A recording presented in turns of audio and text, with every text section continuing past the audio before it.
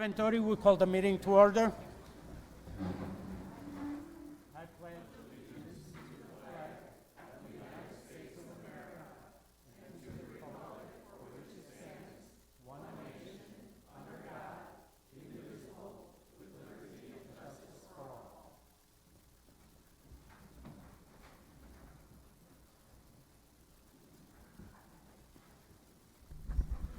Roll call.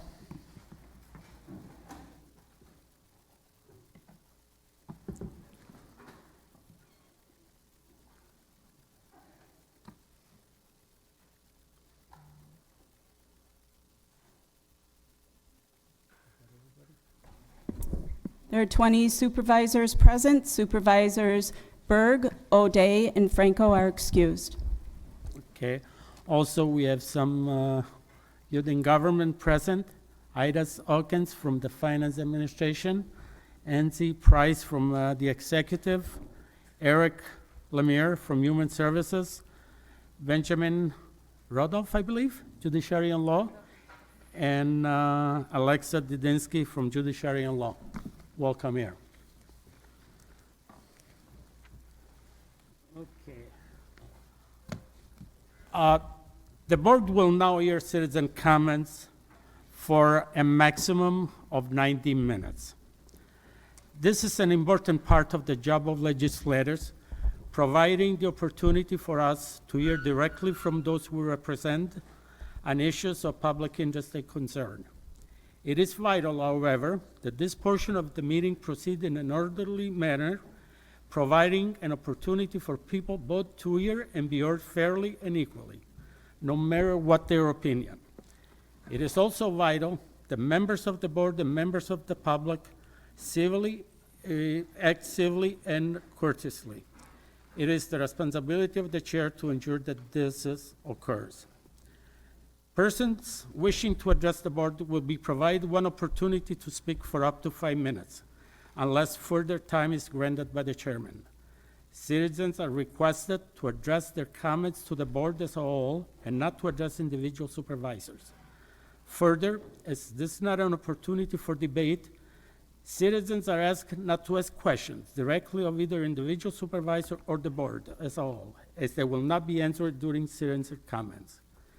It is requested that commenters remain calm and civil in their remarks and refrain from making comments that are rude, obscene, or profane, personal attacking, or which demonstrate a lack of respect for others. Additionally, citizens in the audience are asked not to audibly respond to comments being made or to make demonstrations either in support of or in opposition to a speaker or idea. Meeting attendees are reminded that disorderly or boisterous conduct, including loud, threatening, or abusive language, or other verbal or nonverbal acts which disturb, disrupt, or otherwise impede the orderly conduct of the meeting will not be tolerated.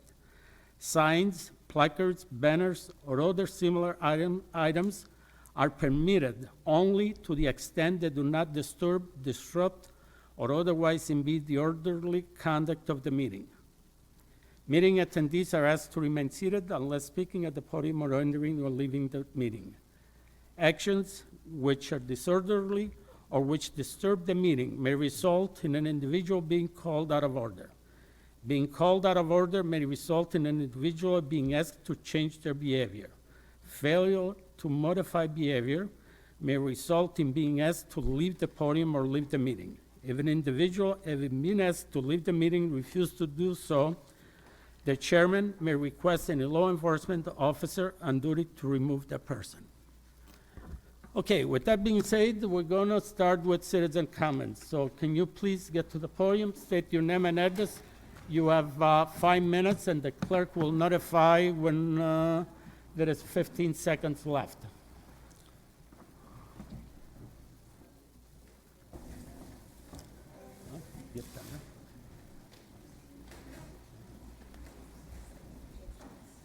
Okay. Okay, you can hear me? Yes. All right. Good evening. My name is Katie Verzel, and I reside at 19515 107th Street in Bristol.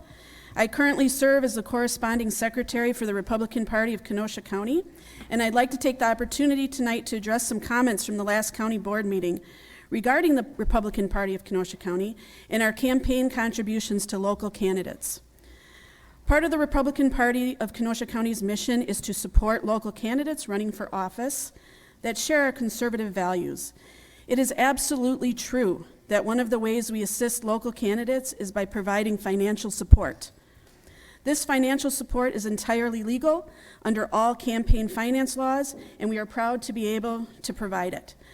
This past spring, we donated $30,000 to support local candidates, including races for school board, judicial races, county board races, and the county executive race. Kenosha County was one of the most successful counties in electing conservatives to local positions, and even the Republican Party of Wisconsin has been acknowledging and promoting the Kenosha County GOP's success. Many of our donations were unsolicited. Many candidates never asked for a donation or the endorsement of the Kenosha GOP, and our funding is not tied to endorsements either. One speaker at the last county board meeting seemed to think he had uncovered some bombshell news regarding the Kenosha GOP's campaign contributions. But the reality is we have been providing financial support to local candidates for years, and we will continue to do so. All of these contributions are public information that anyone can find easily by searching campaign finance reports from the Kenosha GOP and each candidate. None of this is secret, abnormal, or illegal. To say it's unethical for a political party to make campaign contributions or for a candidate to accept them is laughable. The speaker from the last meeting and his preferred political party are certainly free to donate directly to the candidates that share their views as well. Unlike groups like Common Sense Kenosha, Kenosha Cares Coalition, and Onward Wisconsin, the Kenosha GOP and the candidates we financially support do not use untraceable dark money.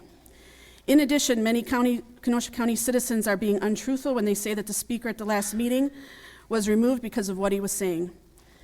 For political purposes, that lie continues to spread. Even though he had interrupted speakers throughout the meeting, he was still allowed to speak himself. It wasn't until he made a threat to another citizen, was gavelled by the chair, and refused to de-escalate that he was asked to leave. He was allowed to verbally attack county supervisors by name, but he continued to yell, and he refused to peacefully leave. His arrest had nothing to do with what he was saying, and we all know this. It was because he refused to comply with the sheriff deputies when asked to leave. Anyone saying anything different is either uninformed or lying for political purposes. The same people who spread this lie about First Amendment rights but have no issues when people like the speaker at the last meeting yell and shout over other people's time to speak, or they complain about what other people like Mr. Sklitsky said during his comments. They didn't like what Mr. Sklitsky said, so they think that he should not be allowed his First Amendment rights. That's called being a hypocrite. Just because the previous county board chair allowed vulgarity and yelling during citizen comments doesn't mean Chairman Nudo is going to continue to allow that lack of decorum. County board meetings are where government business takes place and order must be maintained, and that's why we use Robert's rules. No one would be allowed to scream and yell in the House or the Senate. It's not allowed at our municipal board meetings. It's not allowed at school board meetings. Why should it be allowed at county board meetings? It really shouldn't be. And that's why I'm glad Chairman Noodle put his foot down to keep the meeting civil and respectful to other speakers. Thank you for your time tonight and your service to our community. Thank you for your comments. Next speaker, please. Please state your name and address for the record. Okay. My name is Howard Boone. I live at 7817 7th Avenue in Kenosha. And because of the circumstance, I'd like to ask for a moment of silence for Highland Park and Kenosha people who have died unnecessarily. I'd like to add 14 people that were killed in Chicago as well. So added.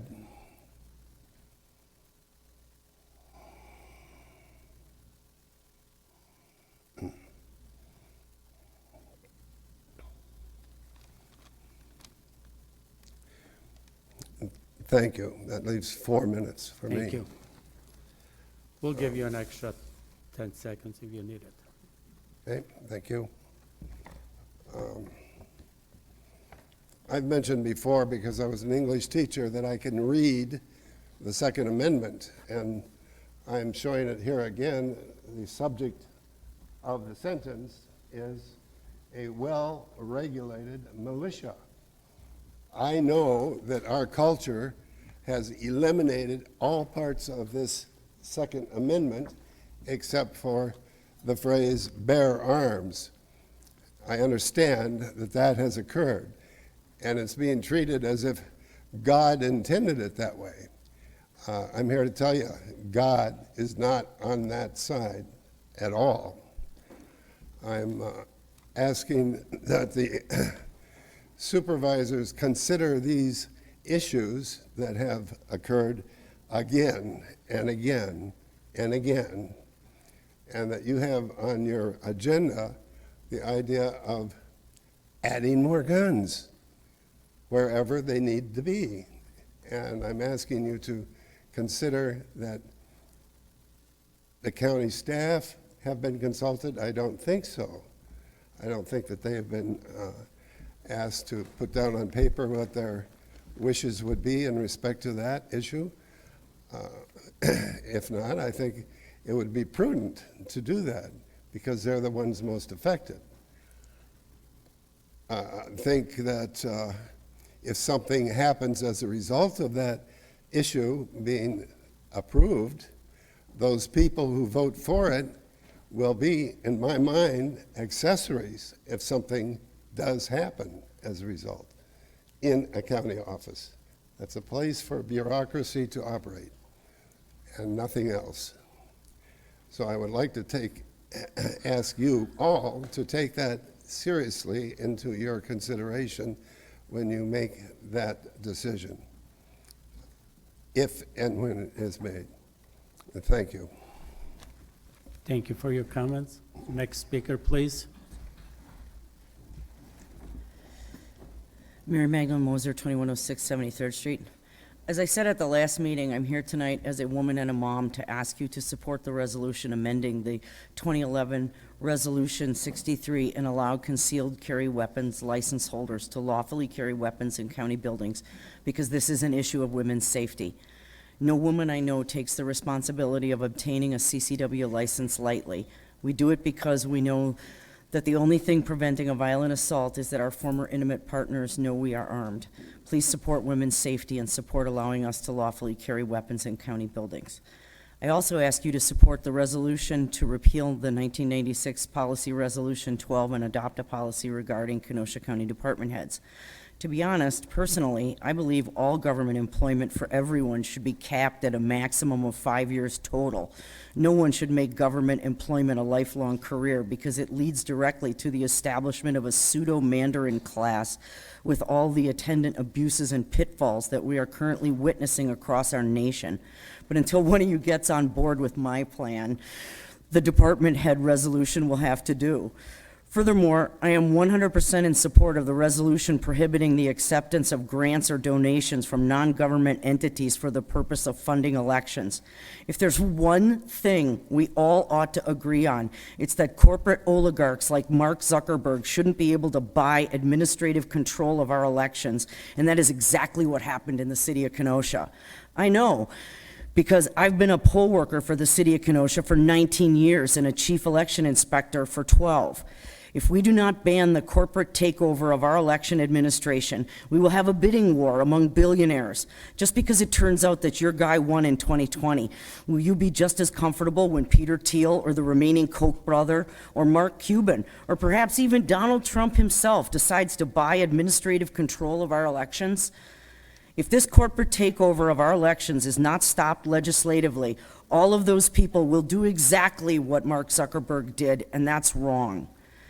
Someone said at the last meeting that one of the sponsors of this resolution was a party to a lawsuit attempting to stop the corporatization of our elections, and somehow that was an insult to poll workers.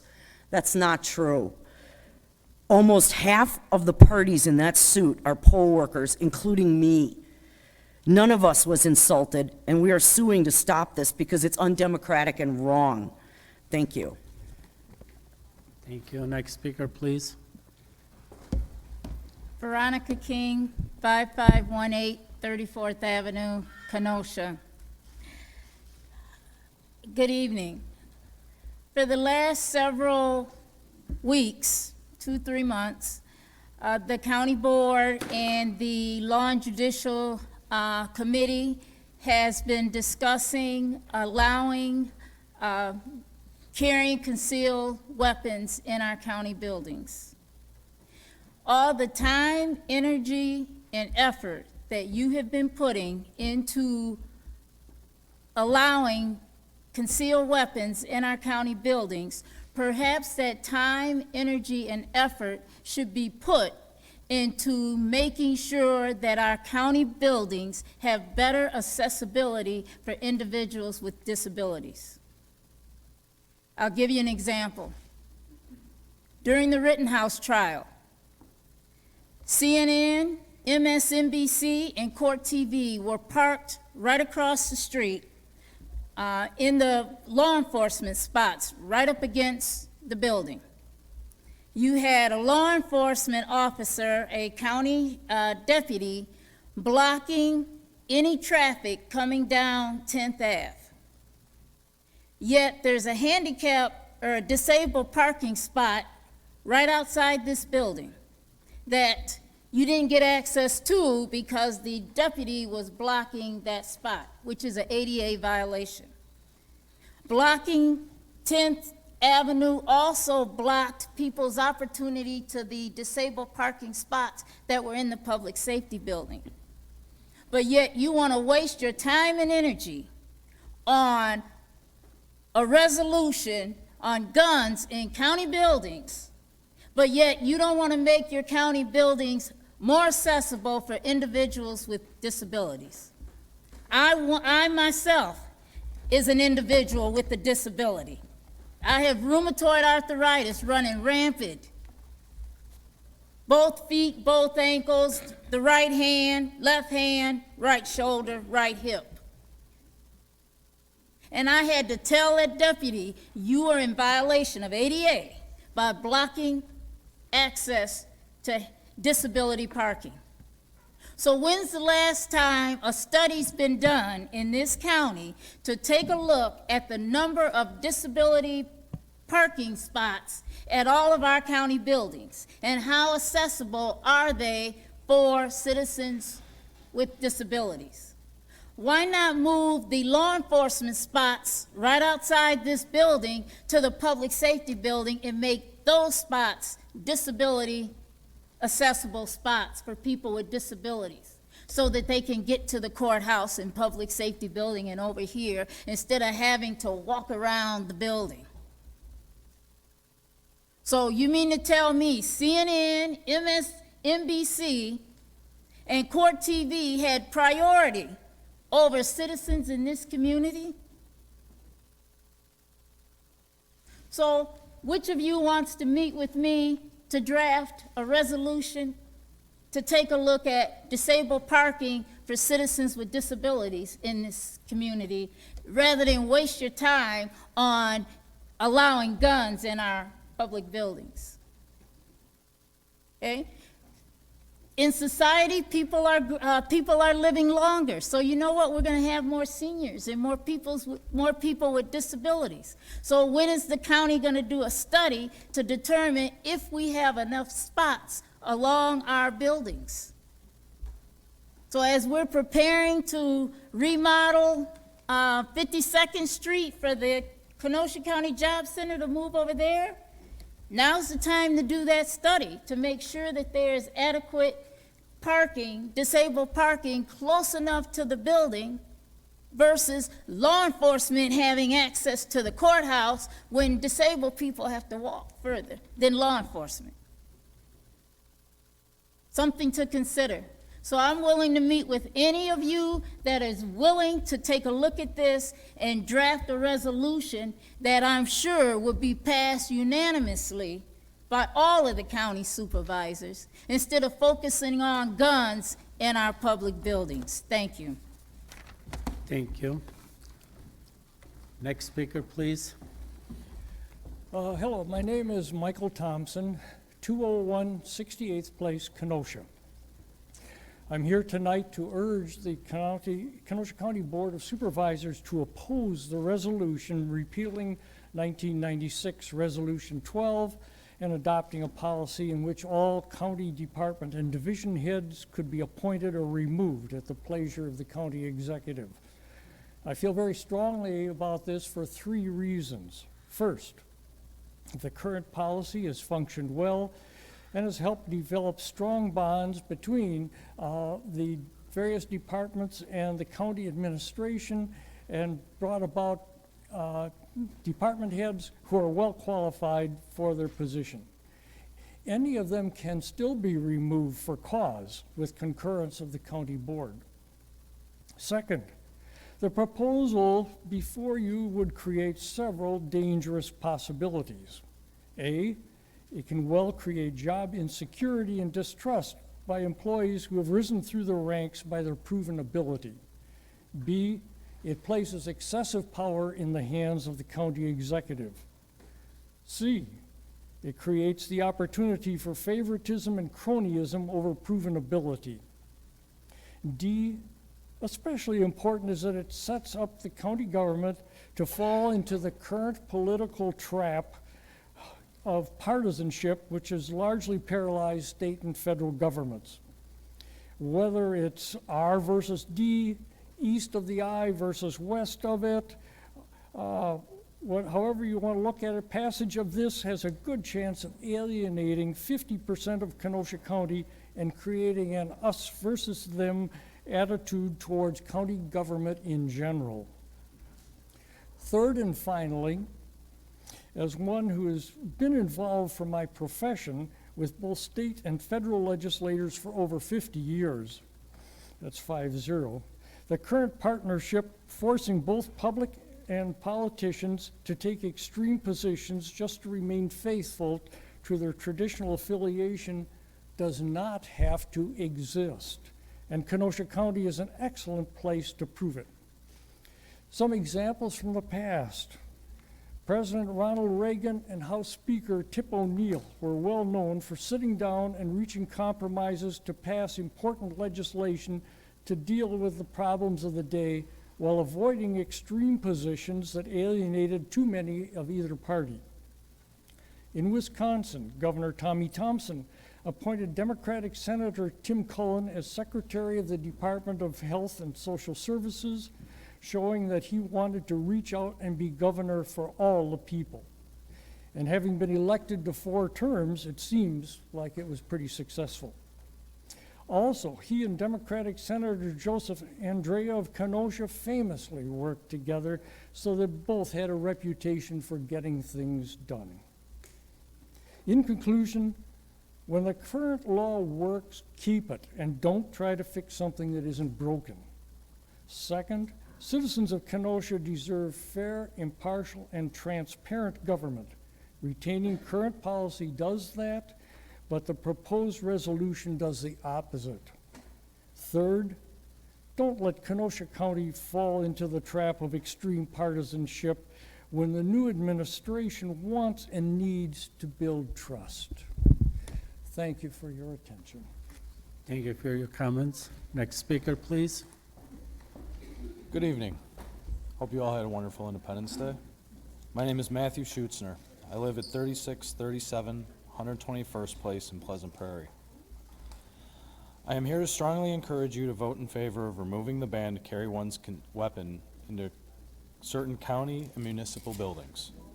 Not only is it because our right to, because it can reduce the costs saddled by taxpayers, but also because of recent events where we have seen police waiting outside or directly ordered not to enter a building with an active shooter.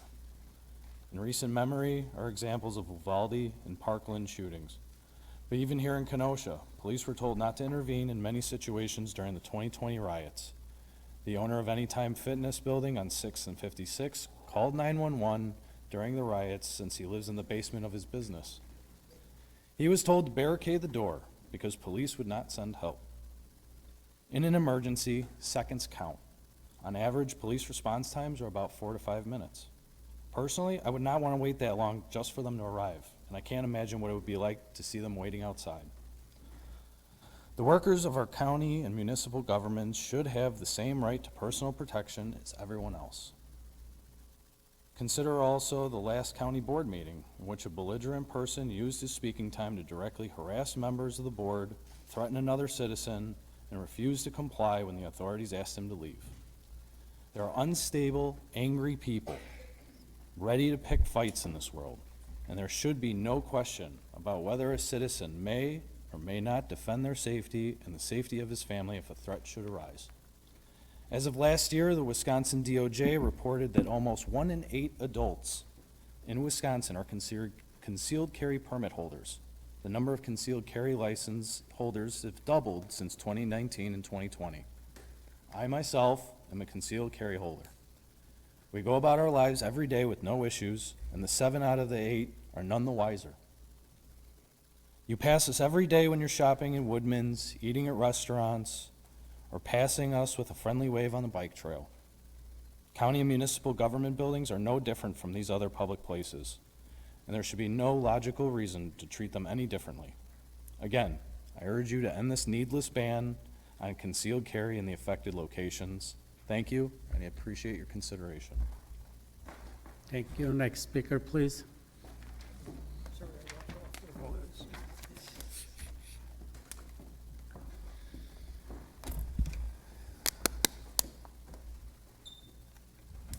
Good evening. My name is Donald Bean, 9043 136th Avenue, Kenosha, Wisconsin. I'm the mystery man that walked past the gentleman in the last county board meeting when I got in line to make a citizen comment. I thought not about coming tonight, but I wanted to come tonight because 34 years ago, I was elected to this board. I served 3 terms, and when I started the business during that time and have been running it since. 33 years this year. It's Beans Floor Works and Design. People here, I've put floors in your homes, and I thank you for that. Thank you for letting me have a business in this wonderful town. I'm a husband for 44 years. I got married when I was 19, and my dear girl was 20. And I've got 3 wonderful adult kids, 2 are teachers. My son works in a business with me, and I got 6 wonderful grandkids. I want Kenosha to be a better place. And I tell you, and I thank you, Mr. Chairman, for your comments tonight about being civil and orderly and decorum. I heard supervisors, I don't need to bring up names, they know who they are, tell them they're representing and to let some man speak. I sat right down there on the end, and I couldn't hear when people were talking. And that gentleman badgered speakers, other people with masks on sitting behind me grumbling the whole time when they heard somebody. Total disrespect. And the one thing, if we could teach anything, and I watched the police officers, I want to thank the police officers or sheriff's department for stepping up. And then I look around and I look at the people, grandmas and grandpas and parents, and start chanting shame. Well, anybody that said that, you ought to be ashamed of yourself. To come here and you want your children to turn into be responsible adults, what a lesson. I'm disappointed in it. As far as the stuff in the county and the guns, I support all 3 things that were on it. I was disappointed, Supervisor Rose, that the meeting was adjourned.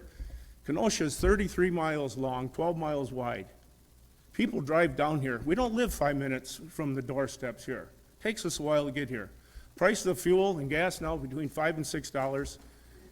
It's nice, and I get the 90 minutes tonight, Mr. Chairman, but just being civil. When I served on this board, American Motors closed. I'll tell you what, it was a horrible meeting. The UAW, and I had relatives that worked in that place. Terry Rose, I come through here tonight and I look at those pictures out there. I served with a lot of them supervisors, and there was respect. It didn't matter if you were Democrat or Republican. You were county supervisor, and you represented both. And I had people come up and tell me, don't hear. I look online, somebody, and they know who they are, the treasurer of the Democratic Party said I made some disparaging remark walking behind the gentleman. Didn't happen. I'm not that kind of person. Anybody that wants to talk to me, I'm at 15631 75th Street, Bristol, Beans Floor Works. If you want to come and set up a time to talk to me, I'd be happy to sit down and talk with anybody civil. So I'm disappointed with the stuff. I support the stuff. My business, I didn't have protection. I called Jim Cruiser, and by the way, I donated to Jim Cruiser's birthday fundraiser every year. And I thought Jim did a good job. So when I hear the stuff, and partisan politics they did get involved, and they shouldn't have. I asked for help, and Monica Ewis, supervisor, was my supervisor, and that poor lady, she listened to me, and she responded to me. I wasn't happy. I wasn't happy that a freshman supervisor at the time became vice chairman, but she was mine. And she listened to me. And the county chairman, he was gone to Minnesota. I called Jim Cruiser, I called Dave Beth prior to this happening. So, you know, we all got to work together. And it doesn't happen by wearing orange shirts and just dividing ourselves. We're one. And when we got together, you mentioned Joe Andrea. We got together when 5,000 jobs were lost, and it was a horrible meeting to be. It got moved over to Gateway, and we got police protection that night to get to our cars. Man, and I looked at 30 years when I seen people throwing their pub tables and chairs through people. 30 years I watched it go, and you can drive out west of the interstate and take a look at what happened in every small town. It's gotten better. I come in 52nd Street today and look at the boarded up buildings. The city's done a great job? Not really. I listened to an alderman in the last meeting, and he told you how much subsidized homes you're going to have in here. Everything's subsidized. Now Bonnie Hayne, you're going to do something in there. So work together for the community. That's what you are when you're a supervisor. And listen to your constituents. Each one of you represents 7,000 people. You don't represent 50 people that show up in here in a colored shirt. You represent 7,000 people. Don't forget it, because we can't come to every single meeting. You We trust have that you're our 12 voice. seconds left, sir. Thank you for your time. Thank you for doing a good, and thank you for running for the county board and putting up and listening to everybody. I appreciate it. Thank you. Next speaker, please. Hi, my name is Dr. James Shapiro. I live at 7221 3rd Avenue in Kenosha. I'd just like to start by saying that I would like to thank all the county board members and county staff for their service. It's a tough job looking after the well-being and the best interests of our county and our citizens. Just a little history about myself. I was a chemistry major in college, and I went on to medical school. I eventually did a residency in orthopedic surgery and practiced in Kenosha for over 30 years. I'm now retired. During that time, I learned that you can't make the best decision all of the time, but you are more likely to succeed when using the best information available at the time. Usually, the best information is well-reasoned and impartially tested multiple times. It is nice to have opinions and experience, but when making decisions for others, you need to have those opinions and experiences backed up by something more substantial, and common sense also helps. I would like to start by just talking about the resolution with regards to the county executive being able to fire department heads without cause and without going through HR. And I believe allowing the county executive this power is categorically problematic. You and most of the citizens of Kenosha should demand that our department heads make decisions on best practices and information available. They should be able to demonstrate to all of us, all of you and all of us, why they have made certain decisions using the best information available at the time. We don't want them to make decisions solely because it's in the best interest of somebody else. We want it to be made based on information available. The other thing that I would like to talk about is I've done some searching, and it's certainly not exhaustive, and I found the following. Back in 2013, the Harvard Injury Control Center reviewed literature concluding that increasing guns leads to increasing homicides. In the Scientific America article of 2017, they looked at 30 studies on guns and violence and concluded that more guns available are linked to more crimes. They noted that guns are not the cause, but they intensify the violent encounters. University of Chicago and the National Bureau of Economic Research in 2001 found fewer guns means fewer gun homicides. Gun Violence Research 2007 to 2018 reviewed 26 studies where concealed carry was allowed. 14 studies showed increased crime, 5 studies showed decreased crime, 4 studies showed no change in crime, and 3 studies showed mixed results. Gifford's Courage to Fight Gun Violence in 2018 noted that for every justifiable homicide with a gun, there were 34 gun homicides, 82 gun suicides, and 2 unintentional gun deaths.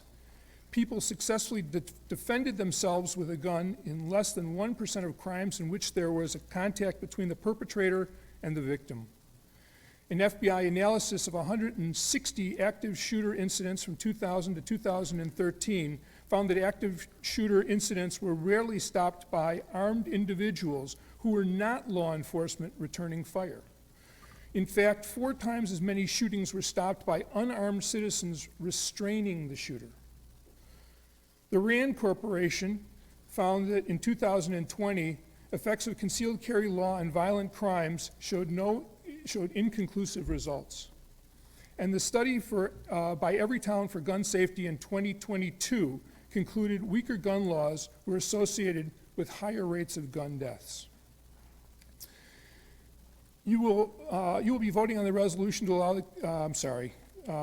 what I take away from this research is that the majority, not all of the studies done on guns, show that more guns equates to more violence and more deaths. Therefore, I conclude the only reasonable vote you can make for the safety of Kenosha County and the citizens of and visitors to Kenosha County buildings is to be against the suggested resolutions proposed to allow concealed carry guns in some Kenosha County buildings and other proposals calling for the establishment of the county and state as a refuge for Second Amendment supporters. With the time that I have remaining, which is short, for those of you who feel that the Constitution, which is written and ratified in 1791, should be followed to the letter and voted according to the Second Amendment, you should allow citizens to carry arms available in 1787. Seems only reasonable to me because they wrote that with the best information available at that time. And if we're going to follow the letter of the law, we might as well allow people to carry what was available at that time. Thank you. Thank you for your comments. Next speaker, please. Hello, I'm Gail Clark-Taylor. I reside at 7624 18th Avenue. 2 weeks ago, for the first time in my 25 years of living in Kenosha, came to a county board meeting. I was appalled by the last 10, 15 minutes. Behavior on the part of people in front of me and people behind me was deplorable. Part of the reason I'm upset about that is because many, many people were lined up to speak and did not have their chance, as they are legally allowed to do that. One of them was me. So tonight, I would ask some of you, perhaps all of you, to make a motion to extend beyond 90 minutes so that everyone that is lined up here will have a chance to speak their mind. Other issues that I'm concerned about are the county executive being able to fire department heads at her pleasure. That terminology is really telling.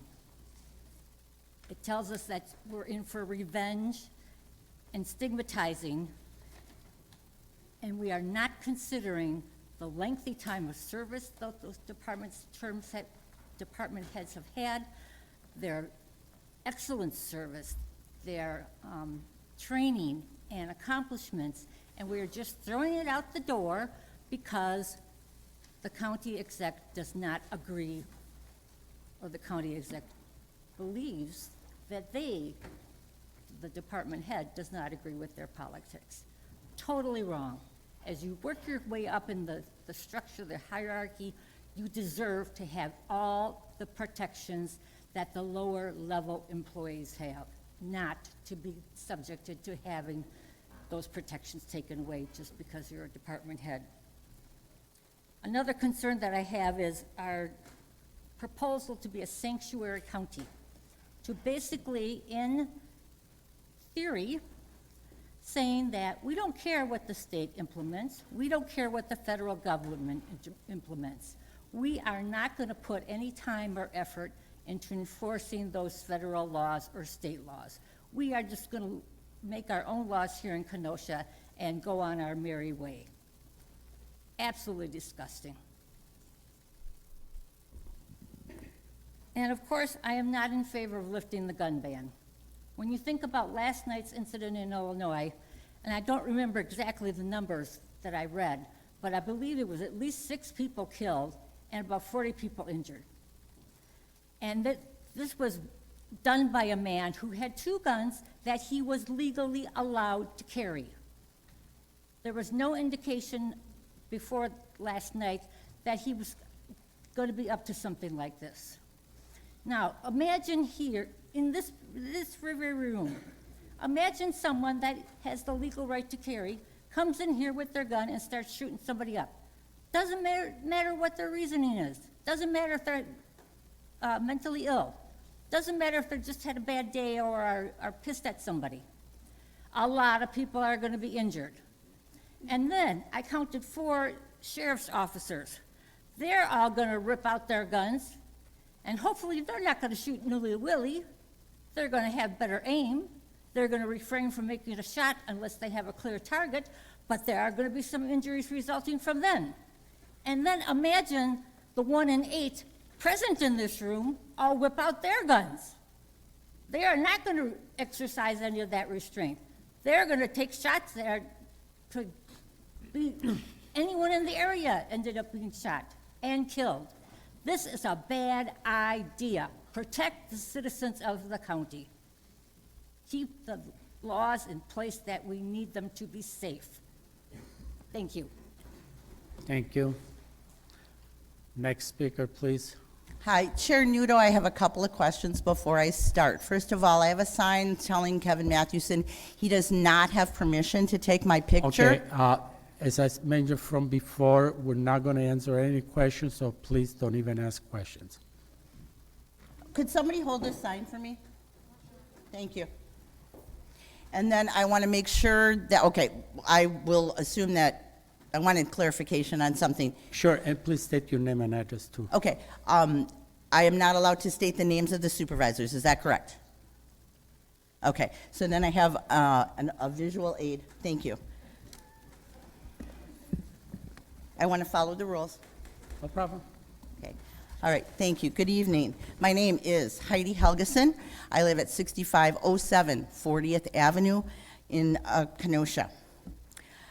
Ahead of tonight's meeting, I emailed all of you and asked you to report out on who contacted you on the gun ban resolution, the fire at will resolution 12, and the election grants resolution. I will again remind you that you are representatives of your constituents. And while you are elected by your geographic district, you represent all of Kenosha. Okay, there's not going to be like a little throwdown between 2 districts to see who gets to open up the next quick trip. It's one county, you represent all of us, okay? All right, what I want to do is, first of all, just thank everyone who responded. Many of you did. I'm aware that group emails can get real convoluted. If you responded and I didn't see your email, I apologize. Please be patient as we kind of get through this communication piece. All right, so from district number 1, emails are still being blocked, so that needs to get worked out. Hopefully, you get my email address. You can ask one of the other supervisors for my email address so we can open up that line of communication. Just number 2, did not respond. Number 3, did not respond. Number 4, emailed to say they would be voting on the no on the 3 resolutions, but did not share how many people contacted her. Number 5, did not respond. Number 7, contacted me as of July 4th. 90 people were opposed to lifting the gun ban, and 10 people were for, according to those who contacted that supervisor. Number 8, did not respond. Number 9, responded but did not give me the numbers that I requested, but further responded at my last email that agreed with my email and thanked me for my insight. Number 10, responded but did not share, again, numbers with me. Number 12, did not respond. Number 13, received information, 35 people against lifting the ban, 2 people for lifting the ban. Number 14, did not respond. Oh, no, I'm sorry, number 14 actually responded and had coffee with me and a good conversation. I appreciate your time, sir. Number 15, even though we disagree. Number 15 had some rough estimates and said about 35 people were opposed to lifting the ban and 10 people were for lifting the ban. Okay, thank you, and I thank you for your response. District 16 did not respond. District 18 did not respond. 20 did not respond. 21 did not respond. 22 did not respond. 23 did not respond. 17 has responded a number of times to me, and the final count was that 72 people were opposed to lifting the ban, 17 people supported it, 11 people are opposed to letting the county executive fire at will, 2 people supported letting the county board, blah, blah, blah, okay. And then 4 people were opposed to the election grant resolution and 2 supported it. District 6 was in contact with me, didn't give me numbers, but said that 90% of the person who contacted them were opposed to lifting the gun ban. Number 18 did not respond. Number 11, my district supervisor. So I am your constituent, and I want to thank you for answering my 3rd email.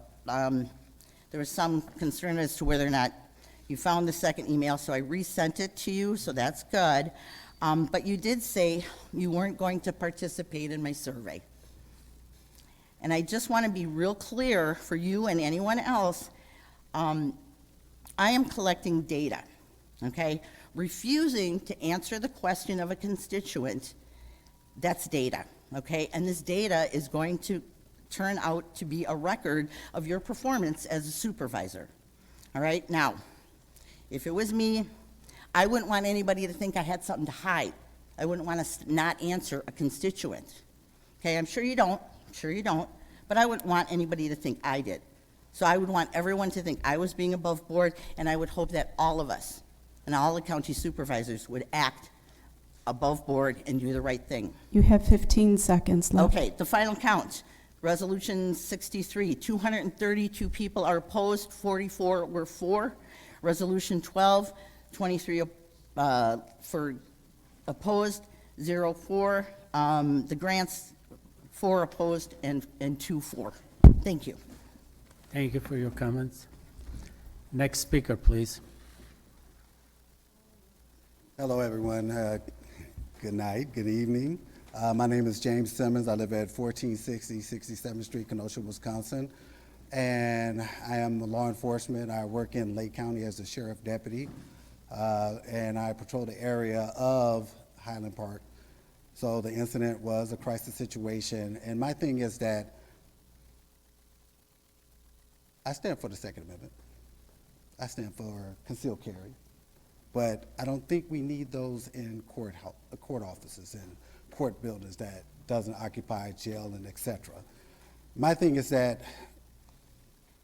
we should have Magdalene's, maybe a law enforcement officer at the gate that's wanting people down to make sure that guns are not by civilians coming inside, so the workers can be safe, okay? That's being proactive versus reactive. If we allowed all the guns in, if something happens, especially being a part of law enforcement, and I don't know if everybody agreed with me, but if you're coming to a situation, you won't know if they're friend or foe. That person that may have put down a person that was, that caused a lot of crisis, and I, as a law enforcement, I'll tell them to put the gun down, and they're not thinking because they got tunnel vision, may point the gun at me, then that's an unfortunate situation. So you have to look at some of the things about liability, especially with, if you leave your gun in your car, I think you're contributing to crime. Because now the law enforcement have to work extra hard trying to locate that stolen weapon that could be used in a crime. So these things are important to me, especially dealing with the liability. If we get sued, we're gonna pay one way or the other. So why not put somebody there that's gonna protect our employees, like law enforcement, Magdalene, all these things that are important. Because like I said, if law enforcement can have tunnel vision in crisis situation, What do you think an ordinary citizen may do with a concealed carry? So those things are important. I'd just like you to look at those options and make sure that you have, be well informed and look at it the perspective of law enforcement as well. So there's a lot of work on our hands, and at the end of the day, people blame us for some of the things that are made up by people in power or our local legislators. Thank you. Thank you. Next speaker, please. My name is George R., 7801 88th Avenue, Pleasant Prairie. And I'm going to talk about Resolution 63 again. The original Resolution 63 was a bang-bang resolution, quick, easy, addressed the fact that Wisconsin Act 35 was created.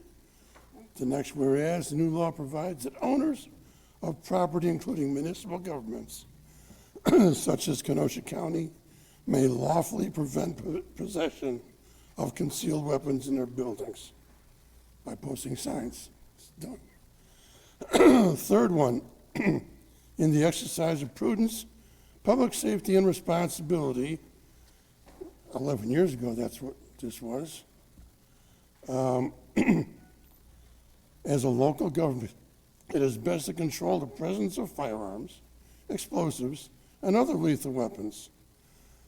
Lastly, it is resolved, it is declared that possession of concealed or openly displayed weapons in a Kenosha County building is a danger to the public and should be regulated. That's the crux of the original 63.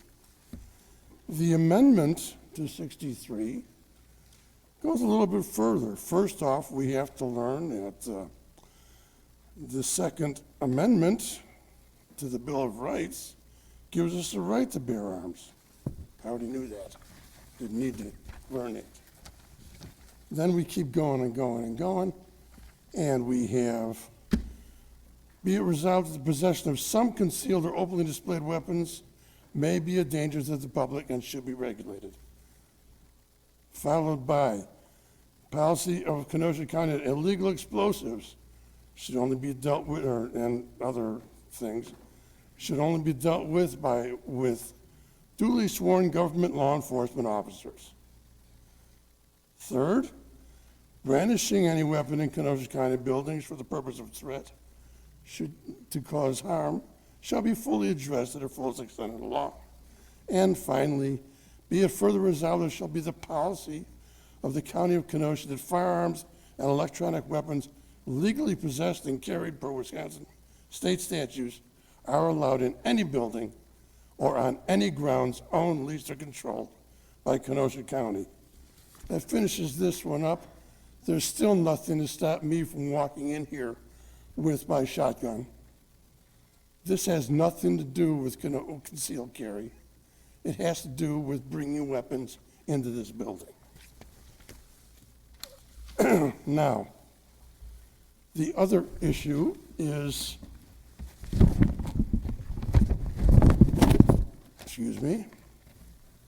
the other issue is the Second Amendment sanctuary city.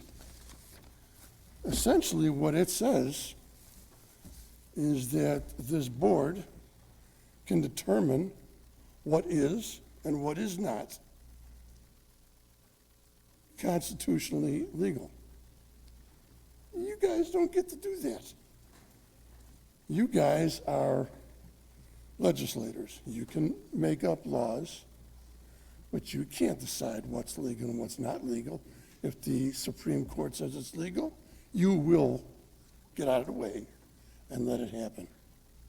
So the Second Amendment sanctuary city and the Second Amendment sanctuary state are both insane concepts because you don't have the right to decide what is constitutional and what is not constitutional because you guys are not a judging body.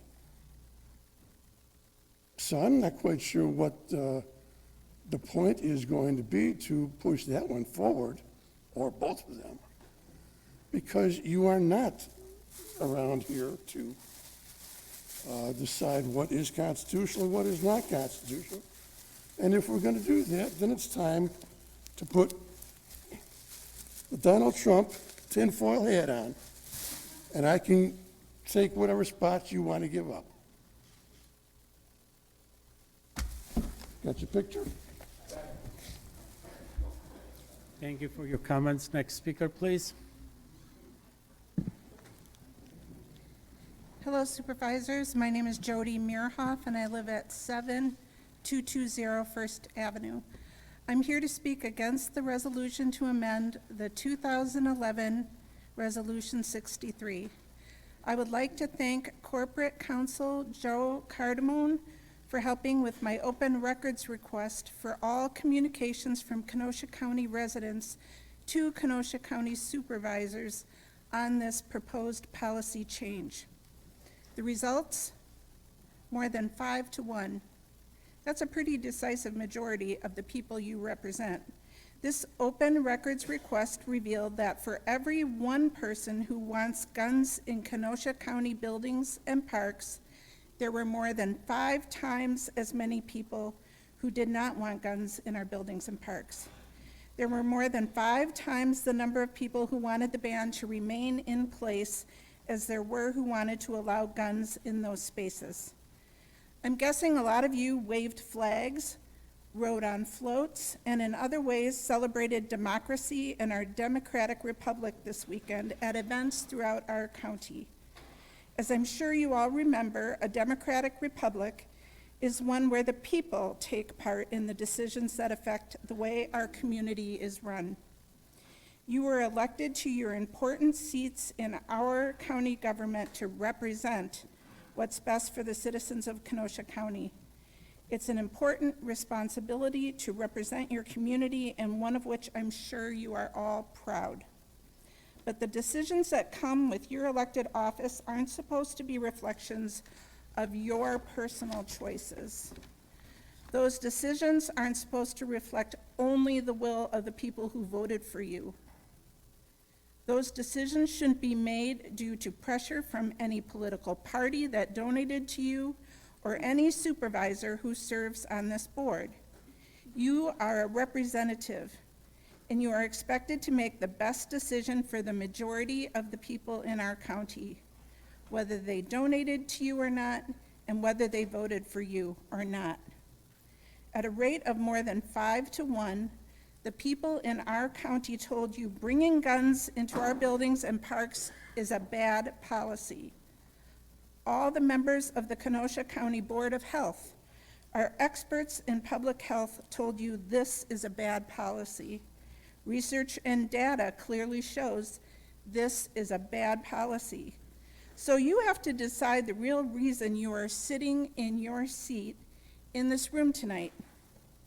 You are either here as a responsible leader who believes in our democratic republic, someone who has the integrity to represent the majority of the people in our community, which has spoken to all of you loudly and clearly, or you are here to serve your own personal or partisan interests. The citizens of our county told you at a rate of more than 5 to 1, they do not want guns in our buildings and parks. I hope you all are listening. Secondly, I would like to speak against the Second Amendment sanctuary resolution that will be voted on at the next meeting. I sat through the committee meeting on this resolution, and it was an embarrassment and a sad example of bad government in action. This resolution would say our county doesn't have to comply with gun control laws passed by the legislative branch.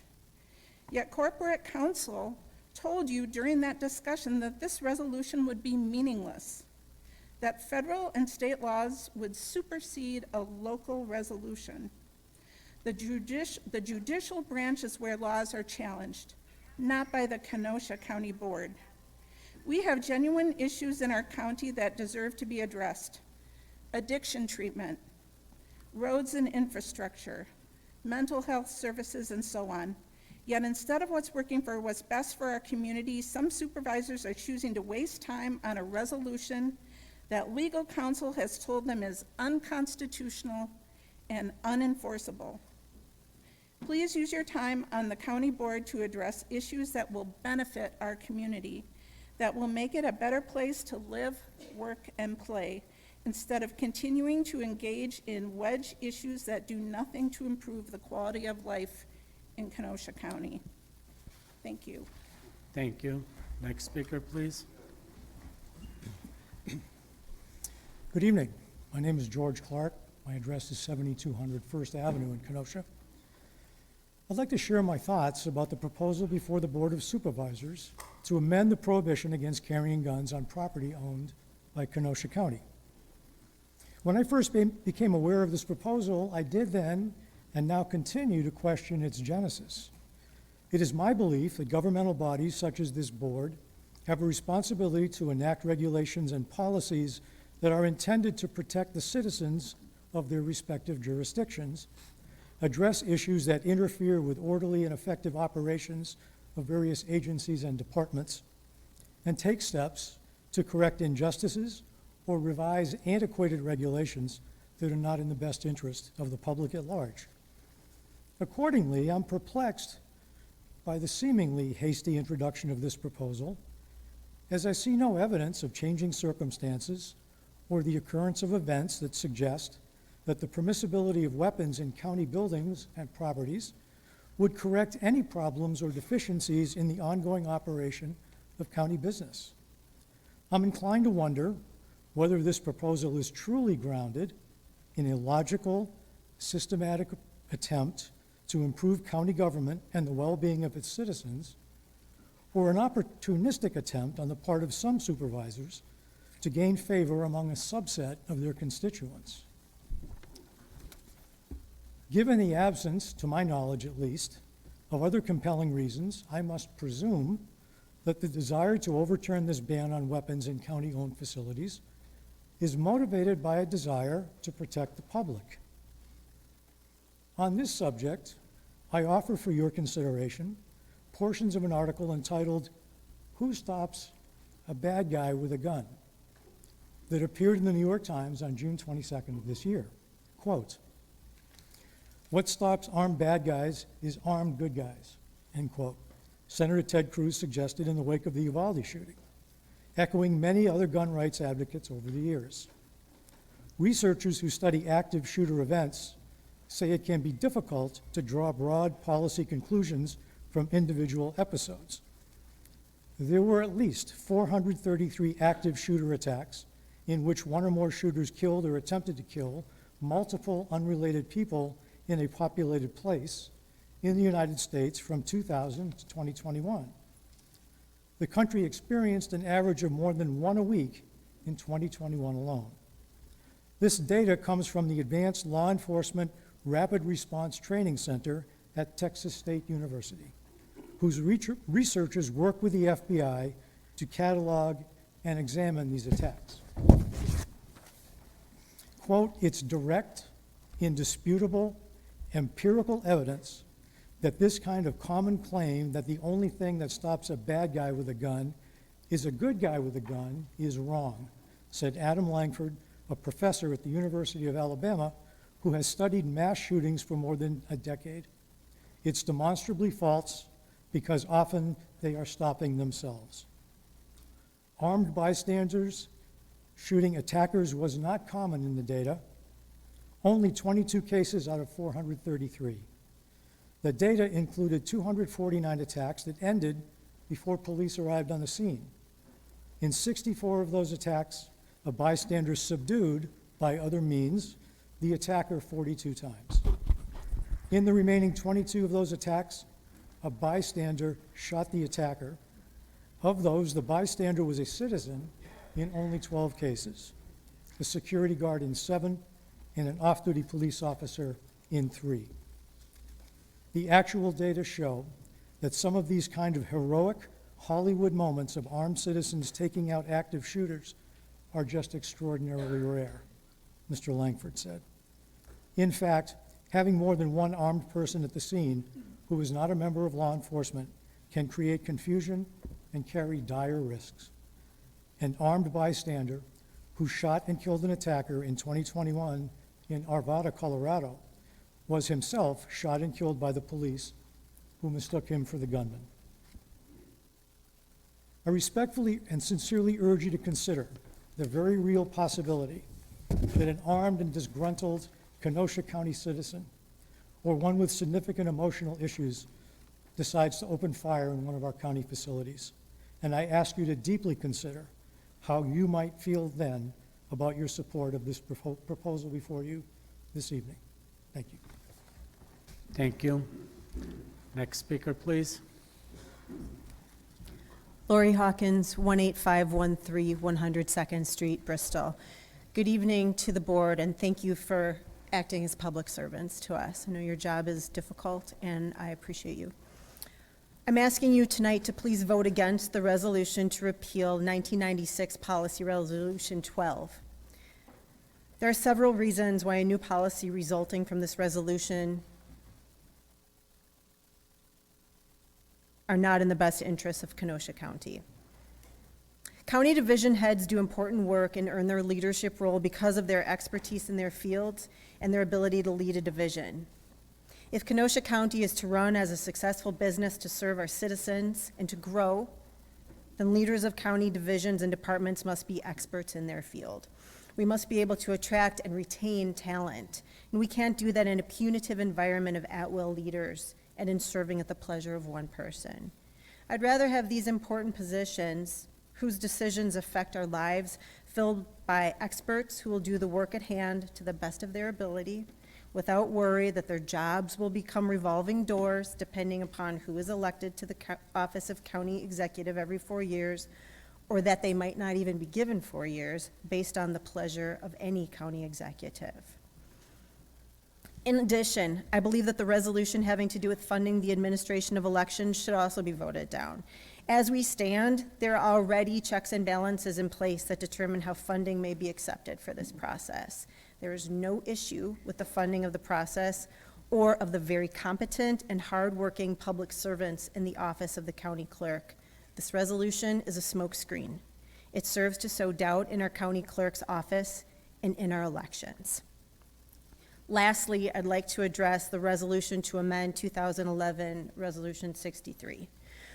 One of the things that has bothered me when listening to various county board supervisors and talking with them in person as they defend this resolution is the notion that only, quote, law-abiding citizens would be allowed to carry weapons into county buildings, not criminals. That this resolution is written with only those law-abiding citizens in mind. Never mind that there's no accompanying and preemptive safety measure or budget line item to install metal detectors to make sure that only people who are entering the building with weapons are law-abiding. What is important here to note is that every person is law-abiding citizen until they aren't. Every person who has broken a law at one time was law-abiding. I do not want my child or any of yours or any one of you to be in the room, this room, any room where you have to go for services or to work when that law-abiding citizen with a lawfully carried weapon becomes otherwise. I am wondering if those of you who are in favor of this resolution have asked the people who serve us already in that sense.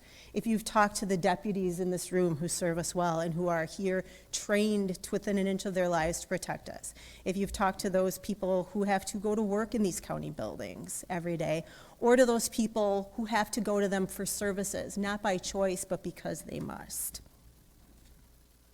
This resolution about guns, whether it's the Second Amendment sanctuary one, or the resolution to amend 2011-63, or even the resolution having to do with the funding, the administration of elections, they are nothing other than partisan rally cries.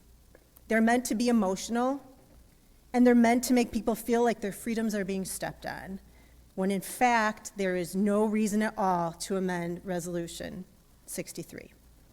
If you do, and if, God forbid, there's a shooting in this or another county building after you make it so much easier to carry weapons here, you will be responsible.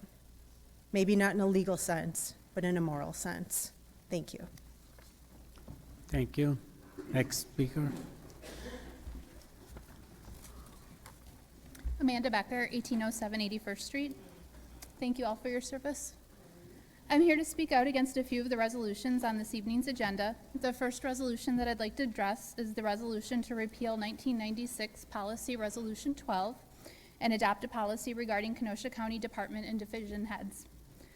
When reading through the resolution, my first thought is, how will this improve the quality of life for citizens in Kenosha?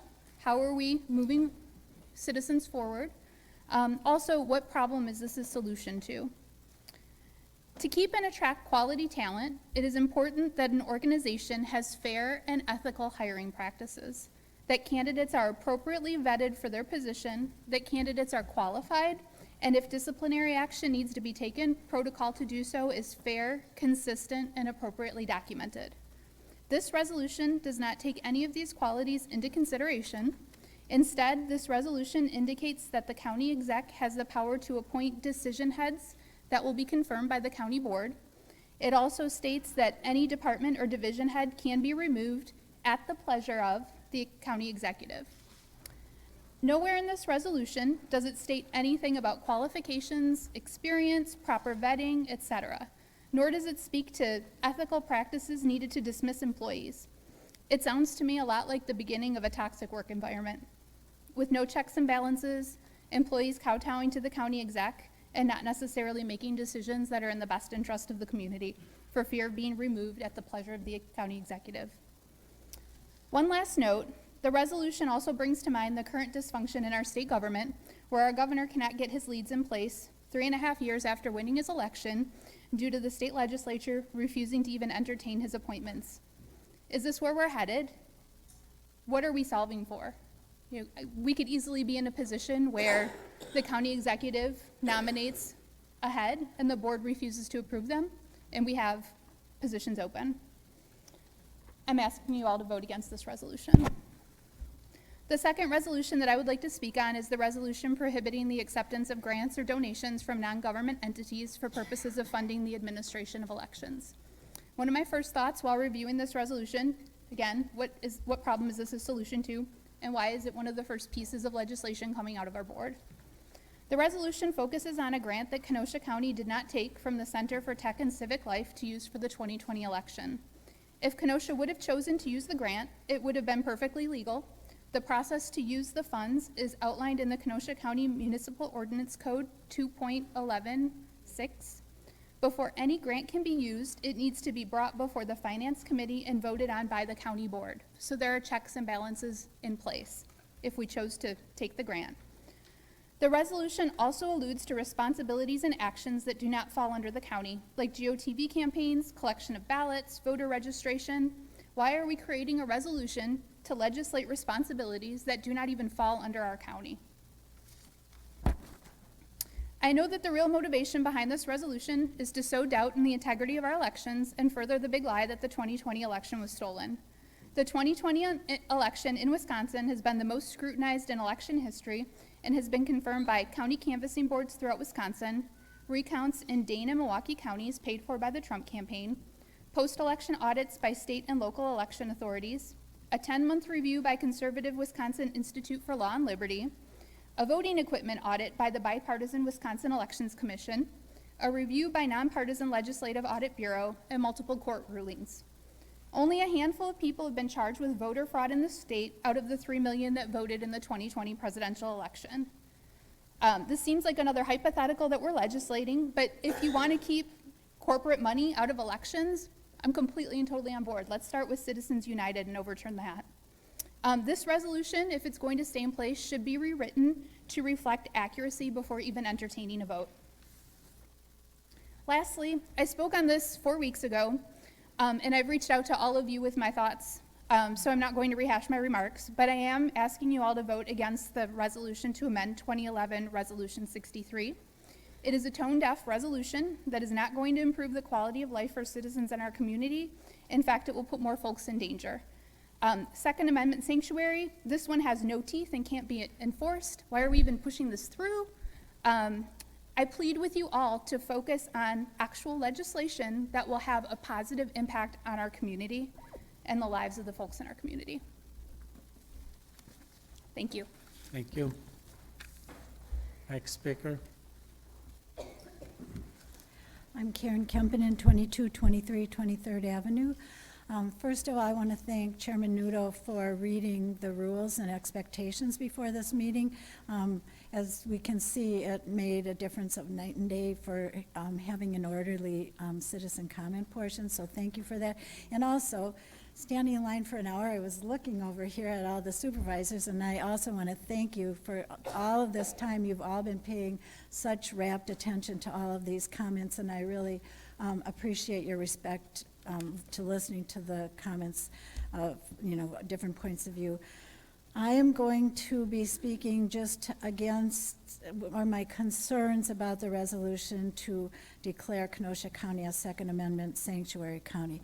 I have been politically active for over 50 years. The first president I remember very well was President Eisenhower. I love our democracy. I've been a volunteer. I've served on different boards of different organizations, and I truly love our country, and I really appreciate people who step up to serve in office, and I don't understand this. This resolution seems to undermine our democracy. It seems to be putting something in place that will negate the will of the people, whomever they elect in the future, and what legislation is put into practice. So it concerns me greatly.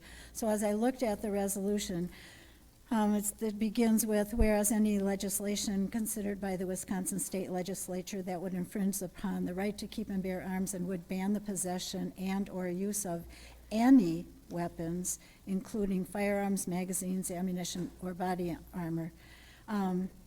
We all are familiar with what happened in Highland Park yesterday.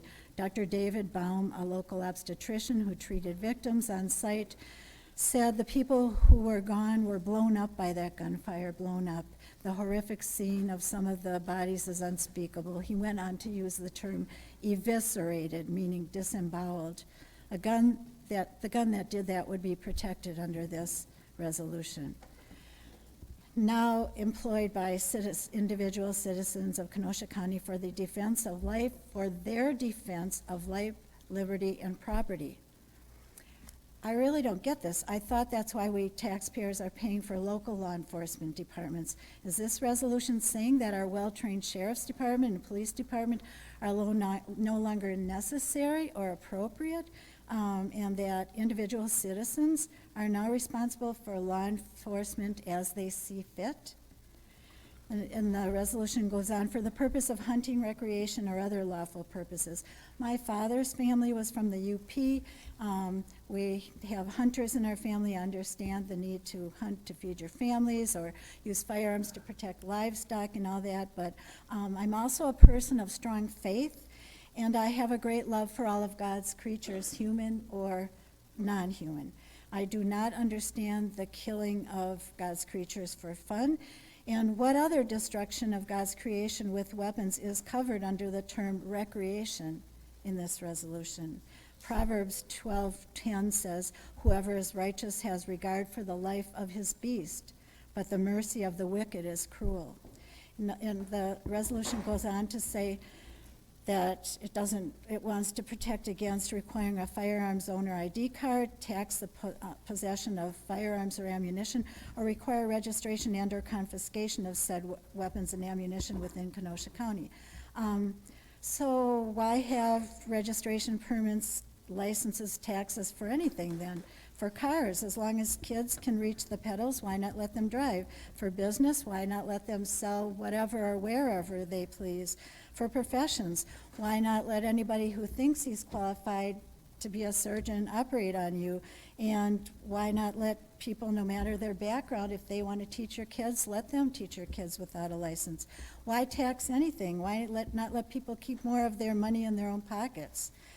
The federal legal definition of a firearm is any weapon, including a starter gun, which will or is designed to or may readily be converted to expel a projectile by the action of an explosive, or any destructive device. So before this community and before our God that we mentioned in the Pledge of Allegiance, tell us why you propose that these devices of destruction deserve exception and protection from regulation and taxation. Why sanctuary, which is defined by Merriam-Webster You have 15 seconds. as a place of refuge and protection, why is that necessary for weapons? Thank you for your time. Thank you.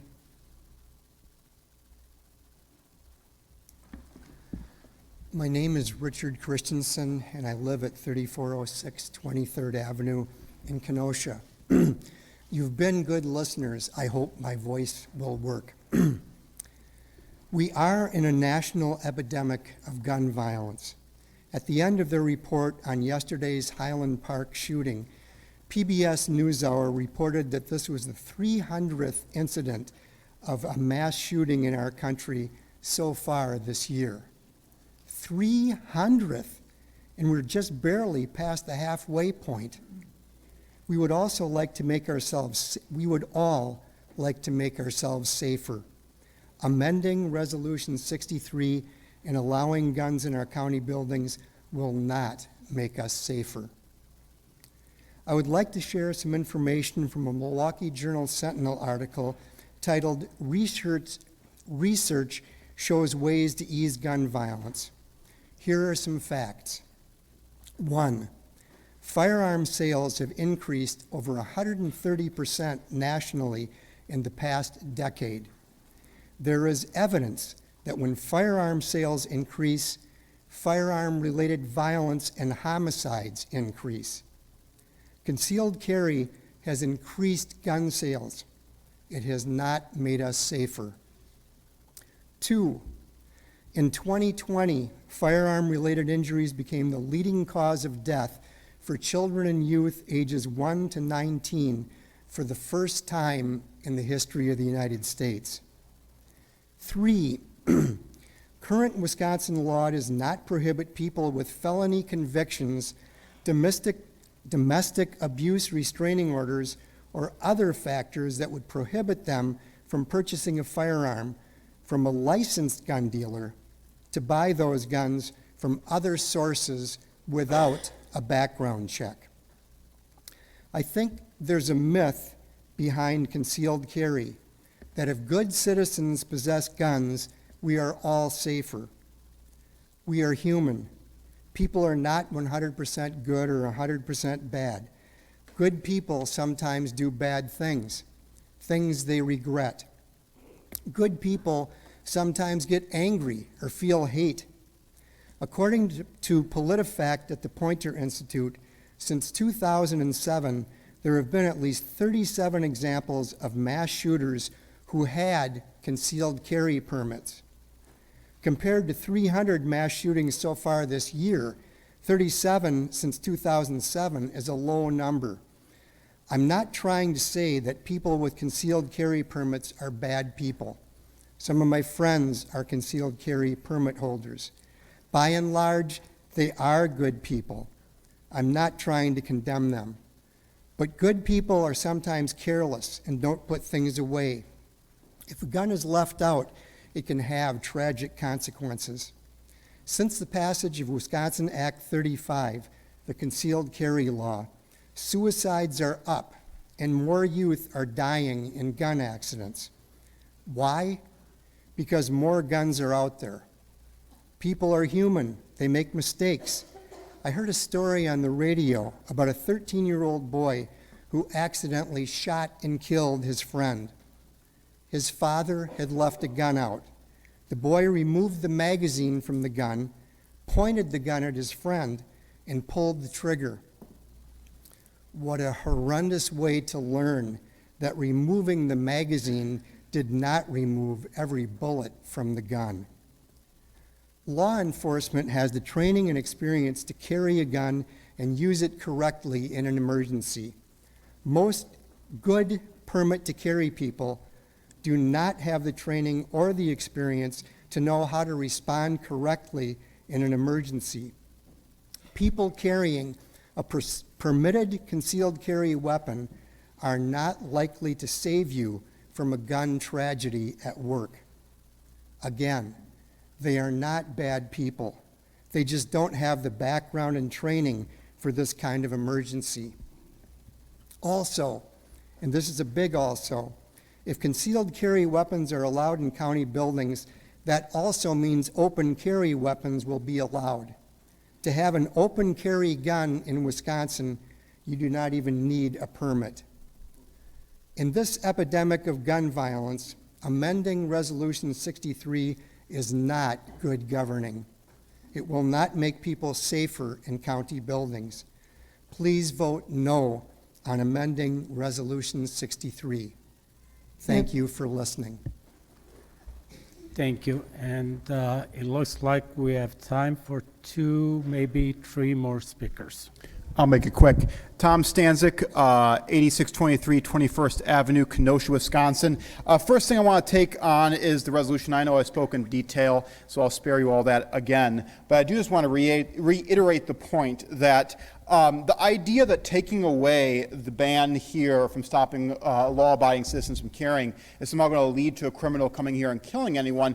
Right now, a criminal can come here and kill anyone they want, because if they're a criminal and they want to kill people, they're already deciding that they don't care about the law, both natural and written law, because they want to end someone's life just for the heck of it. If that's the case, then what is that sticker going to stop? All it's going to stop is a law-abiding citizen like myself from being able to have my rights. So in the end, that's the whole idea that removing that sticker is going to encourage someone from shooting up the place. They can do that right now, and many of these shootings happen in gun-free zones. Next, I want to talk about Sam Kirkman, our county exec, being able to choose who she wants to hire. In corporations, if shareholders change a CEO, that CEO can clean house. Well, let's see what the shareholders, if you will, decided. Sam Kirkman, 14,694 votes. Rebecca Matink, 13,886 votes. So it sounds like the shareholders want Sam Kirkman in charge. And honestly, as one of those shareholders, if you will, I'd like to see her clean house. That's why we elected that. That's why 7 incumbents on this county board lost to people running, because we wanted a change. So it's time that I'd like to have that change. As far as the corporations being involved in elections, I find it interesting that a lot of the talking points was down with Wall Street, down with the big corporations, but all of a sudden now it's, yeah, corporations totally okay with them running our elections. When did that change? It's kind of hypocritical, isn't it? I think it's right that they should not be in our elections, any corporations, either side. And finally, as far as the resolution goes, I understand that it's not binding, but as a statement, I do agree with that being passed, because the honest truth is the Constitution cannot get changed.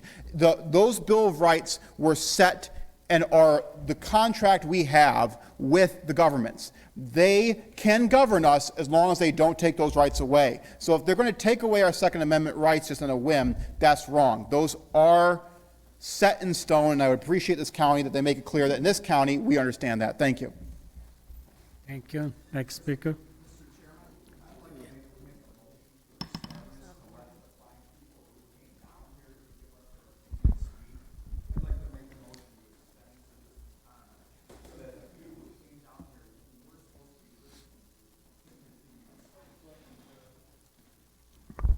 Okay, is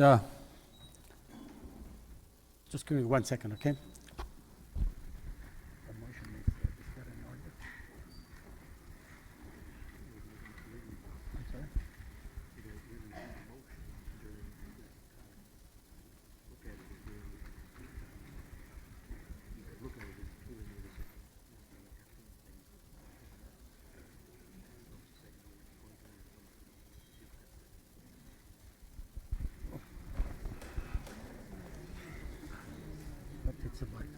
It's about 10 for quite a few. Okay, I was just told during Simmons' comments we cannot really make a motion. And let's see where we get. I'm not really sure how many people we have there. What do we have there? 1, 2, 3, 4, 5, 6, 7. It says 7 or 8. 10, well, not the people that went at the end, the people that were there before. I believe the lady in there was the last one before. The lady in the blue was the last one. Okay, so we have how many? 1, 2, 3, 4, 5, 6, 7, 8, 9, I believe, altogether? 9? Okay, would you guys be willing to cut it down to 3 minutes each? So we'll have everybody speak? Up to the blue? To the blue lady there? Yep, fine with Sorry, me. the blue lady with the... Fine with me.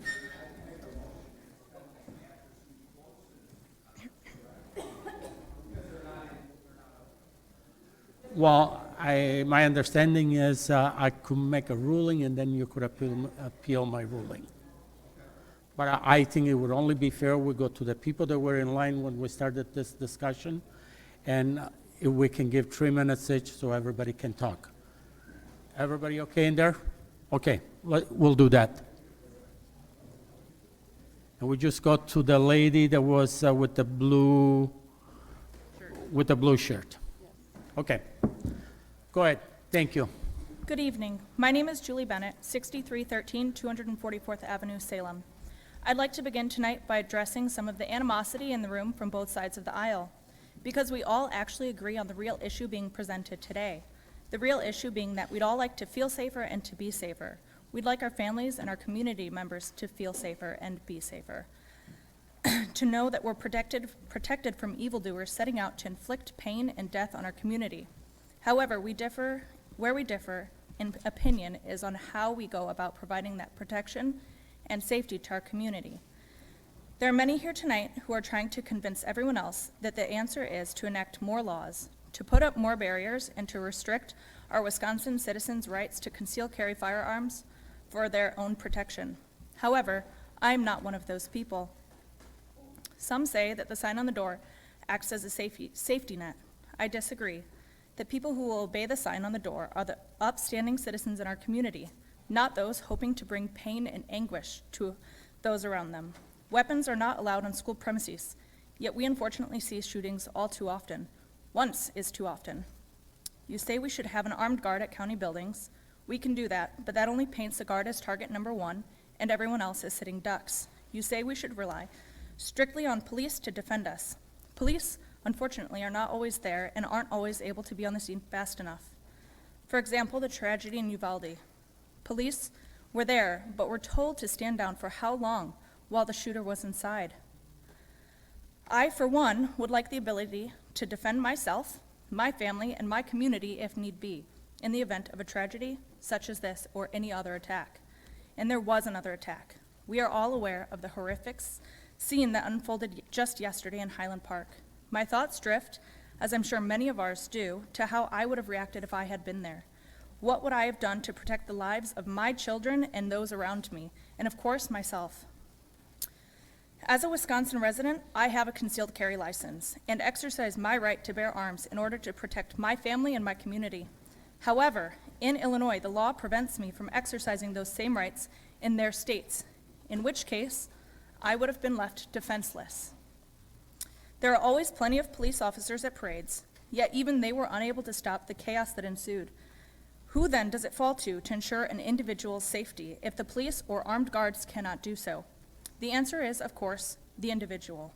More laws restricting law-abiding civilians from safely carrying a concealed firearm only brings further risk to our communities and opens the door for easier attacks on defenseless citizens.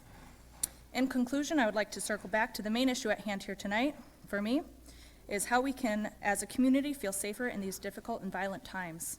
I know I speak for myself. 15 seconds. I know I speak for myself, my family, and many members of this community when I say that passing this resolution and allowing us to freely exercise our constitutional rights to bear arms will go a long way to making us feel and be safer. Thank you for your time and consideration. Thank you. Next speaker, please.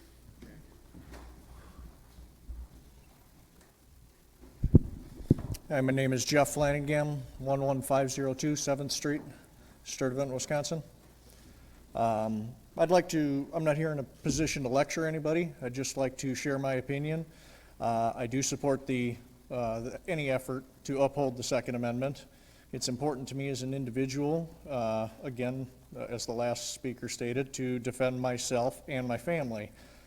the most important part of our government is the individual. Our entire system of government was based on the rights of the individual. And criminals don't care about their rights. They don't care about your rights and disregard the law. The law, in effect, has no relevance to a criminal at all, except in the point of sentencing, maybe after they're captured. In the meantime, law-abiding citizens, such as ourselves, are left in situations sometimes where a crime is being committed. We either have the opportunity to react or call for help. In most cases, we need to defend ourselves immediately. You know, there's countless stories of people's daughters, sons, husbands, wives needing to defend themselves or finding themselves in a situation where they need to defend themselves and they can't. And something terrible happens to them. And usually there's other people around them and their family and stuff like that that find themselves wishing, oh, if I was in a position to help that person, I surely would have. And luckily under Wisconsin state law, that is one of the rights that's given to us with a firearm. We have the right to defend ourselves, and under certain guidelines, we have the right to defend others around us for good and legal purposes. Those things are important. You know, there's so many stories in places like New York City where gun rights are so heavily restricted, and you hear these stories about victims of domestic violence, and they cry for help. They go to law enforcement for help. They get restraining orders. They're granted. Yet a few days later, because they weren't granted a concealed carry permit and aren't allowed to carry a gun, their boyfriend, spouse, significant other catches up with them on the sidewalk, and then they're dead. They never stood a chance. The criminal didn't have the rights. The citizen did. I just think it's extremely important that anything that erodes the smallest part of our Second Amendment right to defend ourselves and others, that needs to be dearly protected because it is for the good of all of us. It's for the good of defending your neighbors, your children, your spouse. Those things are extremely important. I'm sorry, let me look at my notes real quick. You have 15 seconds. Okay, I'll defer there. Thank you for your time, and I appreciate your service to our community. Thank you. Next speaker, please. Good evening, and thank you for extending the time for speakers this evening, Mr. Chairman. My name is Lydia Spotswood. I live at 6903 2nd Avenue in the city of Kenosha. I rise to share my views about 3 items on your agenda this evening. First, I would urge you to rethink 2 items that will have a direct impact on our county government workforce. As our Board of Supervisors, you're not hiring employees in a vacuum. I believe that decisions having to do with at-will should be data-driven decisions, not just simply people's opinions being thrown around. Avoiding tunnel vision is crucial in a time when the laws of supply and demand are roiling America's job market. According to the Bureau of Labor Statistics, at the end of April in this year, there were 11.4 million job openings in America. That number includes over 1 million public sector job openings. According to Glassdoor, within 50 miles of Kenosha, there are 8,349 management job openings these are all employers, government and private sector, competing for employees. For jobs paying between $104,000 and $160,000, which would be pretty typical of higher end management, there are 122 jobs in Kenosha, within 25 miles of Kenosha. I specifically want to draw your attention to data from Glassdoor because this job search site allows users to anonymously submit and view salaries, workplace culture, research employer policies and practice, as well as search and apply for jobs. Today it is regarded by users as more trustworthy than career guides or official company documents. This matters because the policies and practice you put into place will become widely known in an environment where there are a lot of options for job seekers. People with the education, experience, and talent to provide departmental and division level leadership can easily access information about working for Kenosha County government. What is the risk of tunnel vision? Kenosha County government is currently blessed by a remarkably talented pool of departmental and divisional leaders. Your AAA bond rating reflects the teamwork of people who have worked tirelessly, reliably delivering a complex matrix of county services in a cost-effective way. Several of your departments have won state and national awards for their vision and their creative approaches to providing public service and enhanced public improvements. There is no doubt that 2 items on this agenda will have a direct bearing on your ability to retain your current workforce. The most obvious is converting their terms of employment to at-will status. Singling them out as unworthy of your progressive discipline policy will leave them with far less job security You at have pay and 15 benefits levels seconds. that are lower than they can obtain in the private sector. If they don't want to continue working, you will find yourselves in the position of having to offer employment to their replacements at a higher level of compensation than you are offering today. Thank you, sir. Thank you.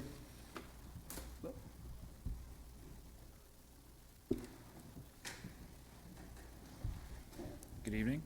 William Wilkes, 9821 29th Avenue. I'd like to start off by thanking everybody who's here today, and also especially for having the meeting at a reasonable time. Unfortunately, not all local boards do that. Thank you very much. The next thing I'd like to do is just echo some of the thoughts that I've heard from many different people here today about seems to be the 2 major things that most people come here for tonight. The Second Amendment sanctuary motion and the motion to remove some of our restrictions on possessing a firearm within a county building. Somebody has already mentioned a couple of times now, and I think it's a very good point, that the only thing that is stopping somebody from actually carrying a gun into these buildings currently, except for those with physically secured doors, is a sticker. There is absolutely nothing else. They can walk through that door, pull that gun, and use it how they see fit without any repercussions immediate, and they know that. We've seen this across the country. We've seen this even here in the state. Gun-free zones, areas that have a limited access to guns, or areas where an individual believes that there will be a limited access to firearms, has resulted in mass casualties and a lot of heartache for those who are involved in that situation. I would love to see the individuals who work in the county and the individuals who come to the county buildings for their services safe, because they know somebody in there might have a gun, but so does the bad guy. The bad guy also knows somebody in there might have a gun. And when there is that mental block, when they realize, hey, I could go in there, I go to pull my gun, maybe I get 1 shot off, maybe I get 2 shots off, but then the person behind the desk pulls a gun. That is a very significant factor. And as I've said before, we see that gun-free zones tend to be the places where all of these tragedies, or a majority of them at least, take place. The second thing I'd like to address is the request for us to be a Second Amendment sanctuary county. I know it's been mentioned that it's not necessarily enforceable. I would disagree with that. I would only disagree with that. I'm not trying to put myself in a position of a lawyer, but the Second Amendment is part of our Constitution. It is the premium, it is the top level law of the land. And if anybody below that, anybody wants to restrict something that is guaranteed by that document, it should be part of our statement to this county that we are not going to allow that to happen, that we recognize the supremacy of that document in restricting the government's ability in what they can do. Because the Constitution and our laws do not... You have 15 seconds. Do not grant us these rights. These rights are considered inherent to natural law and inherent to who we are as people. It is not something the government can give to us or take away from us, and I believe it's important that we send that message. Thank you. Thank you.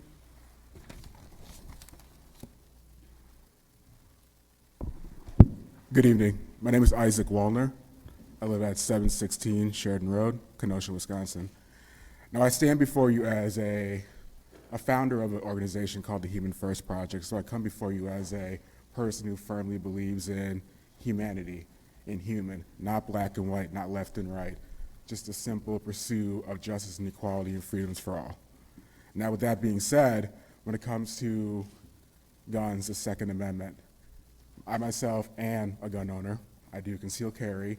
And do I believe that more guns necessarily solve a problem? No.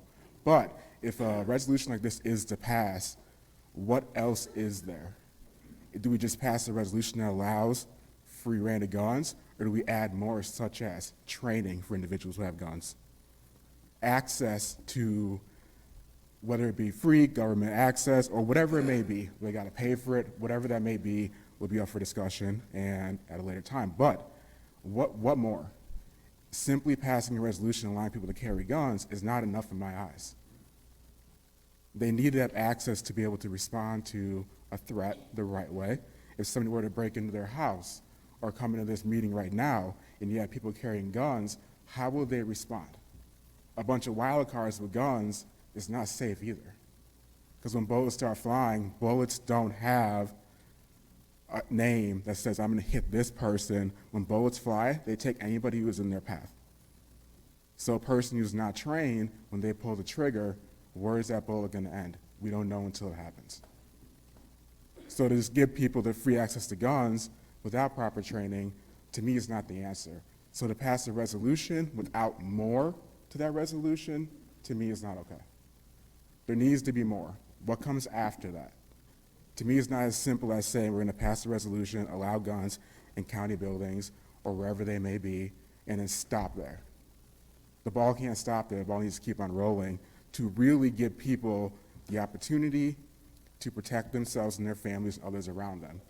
Instead, passing a law without that allows people to end up using their firearms in a way that maybe is wrong or right, but also opens the door up for them to be considered criminally liable for their actions and end up behind bars because we gave them the right to carry that gun freely wherever they want to carry it. So there needs to be more. It's not as simple as, like I said, I'm a gun owner. It's not as simple as everybody gets guns, we get to run around free. There needs to be more. As well as mental health has to play a big role in that as well. We can't just give everybody guns. It doesn't work that way because more guns, like I said, don't solve a problem. We see time and time again mass shootings around the country by guns. By We have people, 15 seconds. Thank you. By people who are not well equipped, whether it be emotional trauma, whatever it may be, to carry said gun without the proper training to go out there and exercise that right properly and safely. Thank you. Thank you.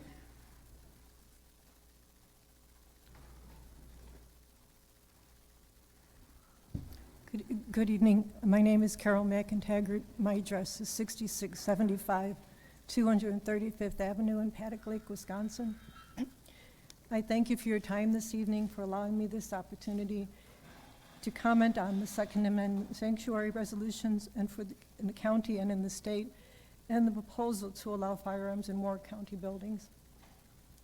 This weekend, we celebrated our country's freedom, and specifically the adoption of the text of the Declaration of Independence on July 4th, 1776, that documented and declared that we have certain endowed rights, which include life, liberty, and the pursuit of happiness. Yet we must pause now to mourn the lives lost to gun violence and support those injured in our country just yesterday at events that were to be July 4th community celebrations, including those sadly killed and injured here in Kenosha.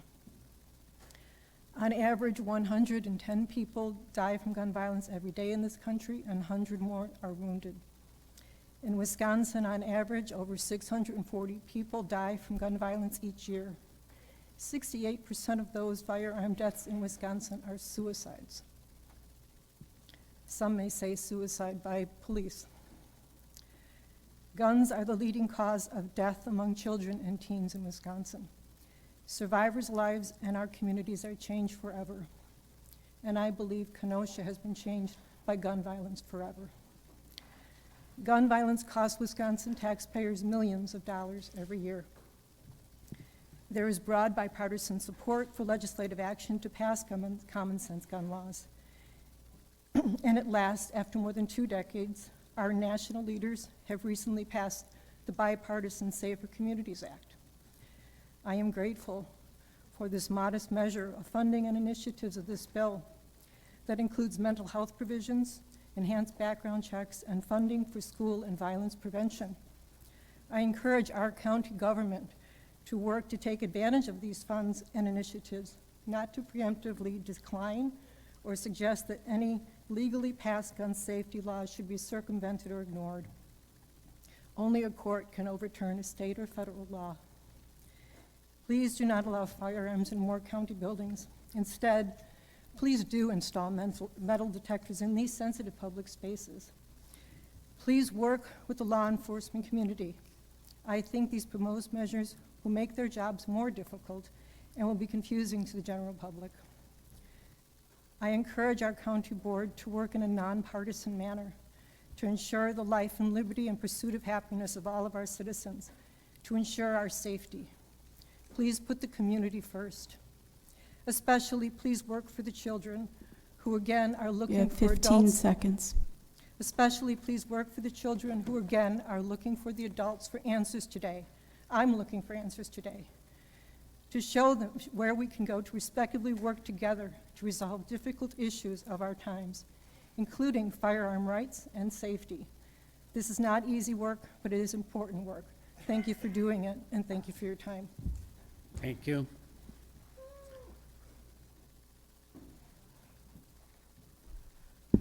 Please don't take my photograph, and if you do, I do not give you permission to publish it. Thank you. My name is Gail Baldwin. I live at 1969 East Lakeshore Drive in Twin Lakes. And hello, supervisors. Thank you for serving and for your attention. And hello, friends everywhere. After a fatal shooting in a Subway store provoked by too much mayonnaise on the shooter's sandwich, the Atlanta Interim Chief of Police, Darren Shearbaum, said arguments are the majority cause of homicides in 2022. Quote, an argument leads to someone picking up a weapon and firing that gun, leaving someone dead or someone critically injured, Shearbaum said.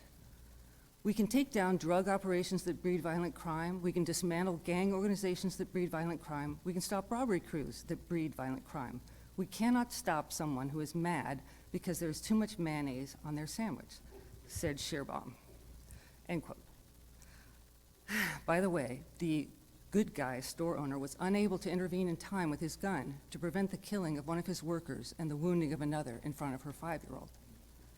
We don't need the public bringing guns into county buildings where heated arguments often happen. Duh. It's perfectly true. A sign will not stop a determined shooter from coming in here and shooting up the place. The only thing that will stop him is to deprive him of the gun.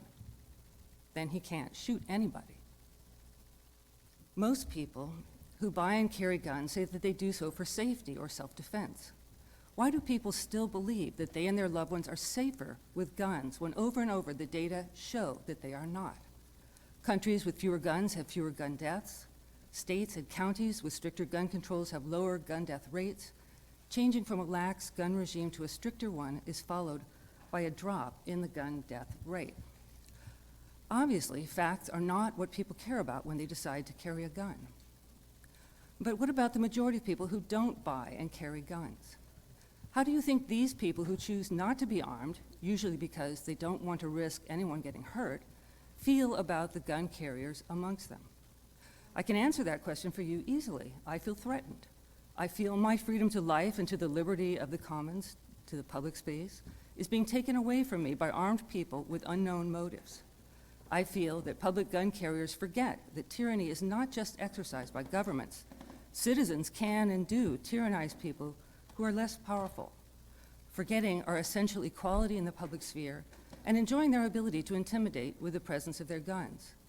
It is a sad fact that many of the people carrying guns today are vocal about their dislike of women or immigrants, minorities, and members of liberal political parties. It is hard not to feel menaced by their threats when they also loudly proclaim that they are in possession of the means to kill you quickly and easily. I wrote that paragraph 2 weeks ago. Last Saturday, marching with the Democratic float in the Twin Lakes You have Liberty Fest 15 parade, seconds. I had a man tell me he'd like to shoot all Democrats. Taken aback, I told him, hey, I'm one of your neighbors here in Twin Lakes. I don't want to shoot you, I love my neighbors. He reassured me that he didn't really want to shoot me. He liked his neighbors too, but I was sad that his first words were of intimidation that he could all too easily carry out. Friends, which I think we could all easily be, I am not a threat to you, and one way you know it is that I don't carry guns around in public. Just wrap her up, ma'am. Your time is up. I don't expect you to be my enemy. I don't want to hurt you. And I'm sorry. I apologize. I misunderstood what you said. Thank you all very much. Thank you. Next speaker, please. Good evening. My name's Daryl Green. I live at 6730 111th Avenue. I want to discuss the resolution to allow guns in the county building. I think this resolution is dumb. Now, I'm not calling you dumb. I'm talking the idea of having guns in the county building is dumb. Now, many of you have been in this position, what, 3 months? So you know all the answers already? How many of you have been down to the county building down at the, what do you call it? Job center. How many of you have been down there and really found out what those people do down there? 3 weeks ago, a former co-employee of mine, Carolyn Felt, she got up here and explained to you what they do down in that county. They do a lot of good work down there. But you know what? Sometimes you have to say no down there. And when you tell people no, things get unpleasant. So let me tell you a few facts.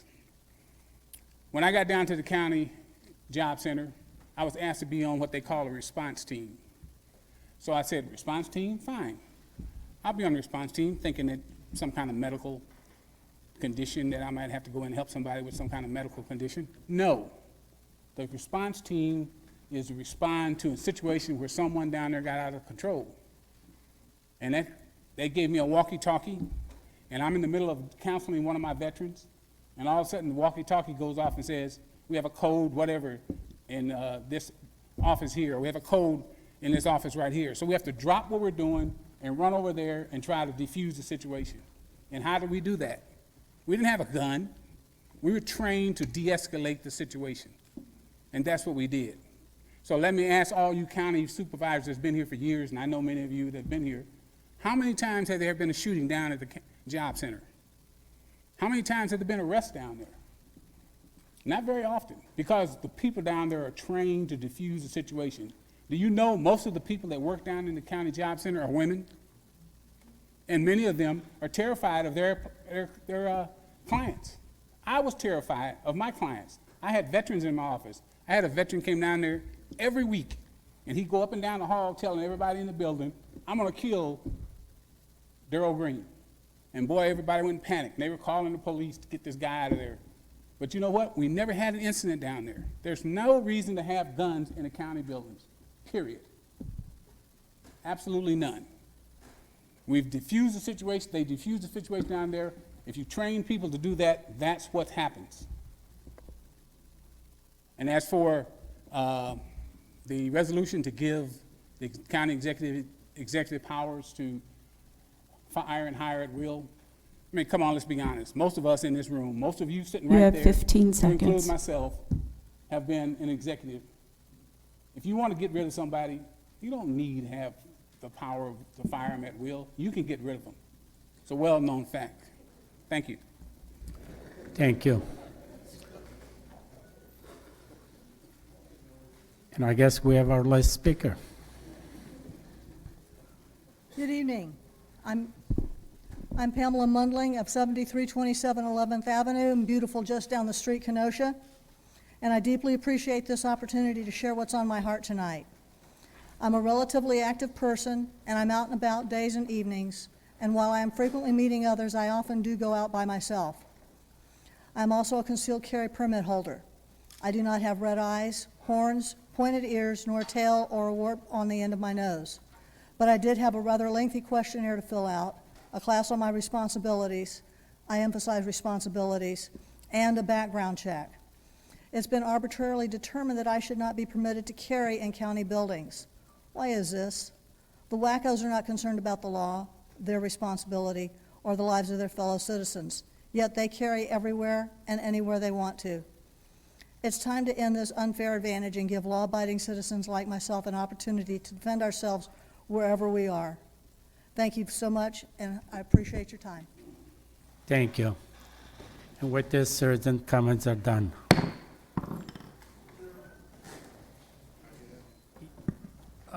Supervisor Kubicki. Can I call for a 5-minute recess for restroom, please? Doesn't need a second or anything, right? Is there any objections to that? All right. Should we flip a coin? Who's going to the bathroom first, though?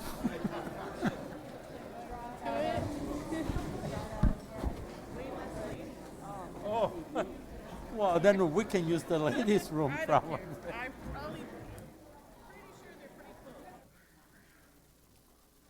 Yeah, no, give me 1 minute. Let's have everybody sitting down first.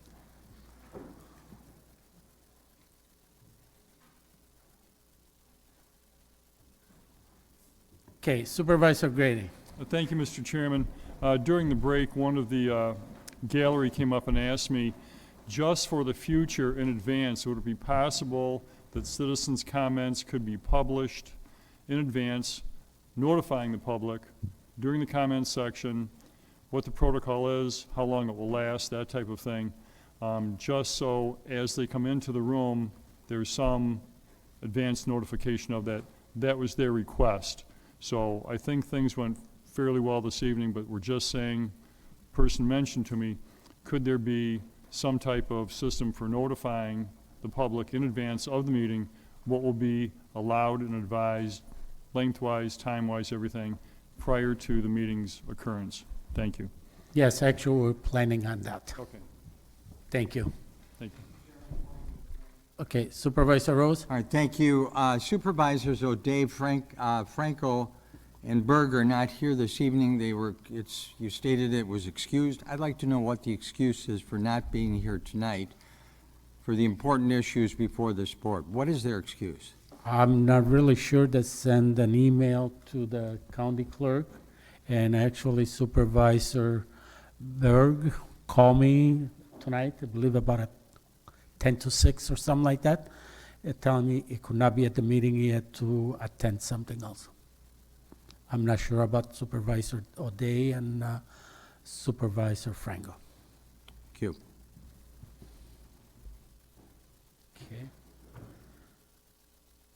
Okay, let's move on with, I believe we have announcement of the chairperson. I have nothing at this time. And we go to supervisor reports. Any supervisor wish to speak?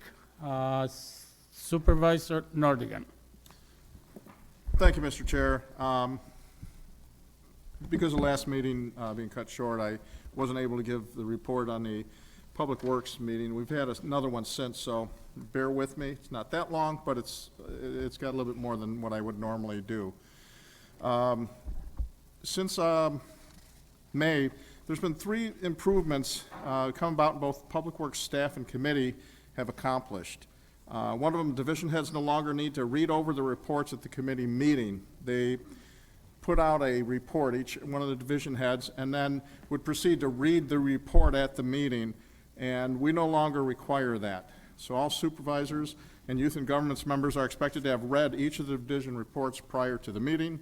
In turn, each division head is asked whether there's anything more, any updates to add that is not in the report, and then the supervisors and youth and governance will have an opportunity to ask any questions they have of each of the division heads. And the 2 meetings we've done this on, it's gone very smoothly, very quickly, and everyone likes it because it gets away from a duplication. The second thing is the division heads will start using a standard report format, the ones that get sent to the supervisors and youth and government. Both the staff and committee selected a format that they all liked. I'd like to say none of the reports to date that I've ever read, including going back 2 years ago when I was on the committee, were poorly formatted. The one we chose stood out as having more complete information. It's easy to read and understand. Lastly, we're going to find out in our 2023 budget that the golf division has quite a few different, and I hit them later, what they are, improvements that they want to make. But they want to start being treated how Brookside is treated, which means they borrow money, they pay it back, not the county. So we're going to see how that works. They believe it's going to be a win-win for everybody. So it should help in residents not having to pay back money that the golf is going to be borrowing for their improvements. In facilities division projects, what's changed is at the KCAB, Molinari security modifications were scheduled to be completed in August and has been pushed back to September. I don't know why yet. I've got to figure out what that, I'll have to get more information on that. Civic Center campus parking lot, the lights and landscaping are now complete. Fencing, signage, and punch lists need to be completed. The Kemper water infiltration repairs. The 2022 construction phase, along with an additional restoration replacement of the west side windows, will still come in under the 2022 budget amount of $277,000. Now, we need to have that water infiltration and air infiltration taken care of because of the potential of a $400,000 potential private investment for the fourth floor museum coming in from Kemper Alumni Association. Executive is evaluating current and looking at the future lease of the Kemper Center. When that's taken care of, then hopefully we'll have that going forward, and we can start getting that taken care of with private money. KCDC, the HVAC replacement phase 2 design engineering specification process is complete. Bids were received on June 16th, with the apparent low bid being within the project budgets, and the bids are all being vetted now. KCDC lobby security enhancements. Bids came in over budget amount for preliminary design from January 24th. Second design was developed on May 11th. Those bids came in over budgeted, so they're currently evaluating it for a 2023 project. And the KCC renovation project, design engineering specs development are in process, targeting the end of August for bid level documents. I think the total budget would be $1.9 million. They've committed $75,676 to date in a design phase, and it should be completed by July 23rd. Division of Highways, County Easy and Russell Road Roundabout. The intergovernmental agreement between Lake Kenosha counties for the improvements to that intersection to become a roundabout was unanimously approved by the committee.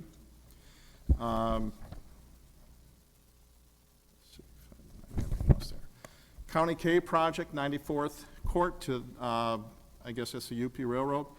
Significant progress is being made despite weather challenges. Traffic on State Highway 158 has improved significantly, though there are still occasional delays, and the project remains on schedule for the end of October.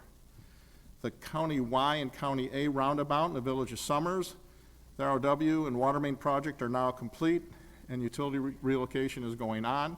We Energy's utility relocation will necessitate the intersection closure for 2 to 4 weeks, which has already been closed.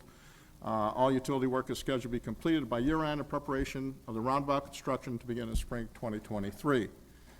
County Highway WG Bridge in Village of Bristol has been completed, and WG is now open. County U and County Q intersection improvements in the Village of Bristol, all utility relocation is complete. Construction activities for the signalized intersection has started.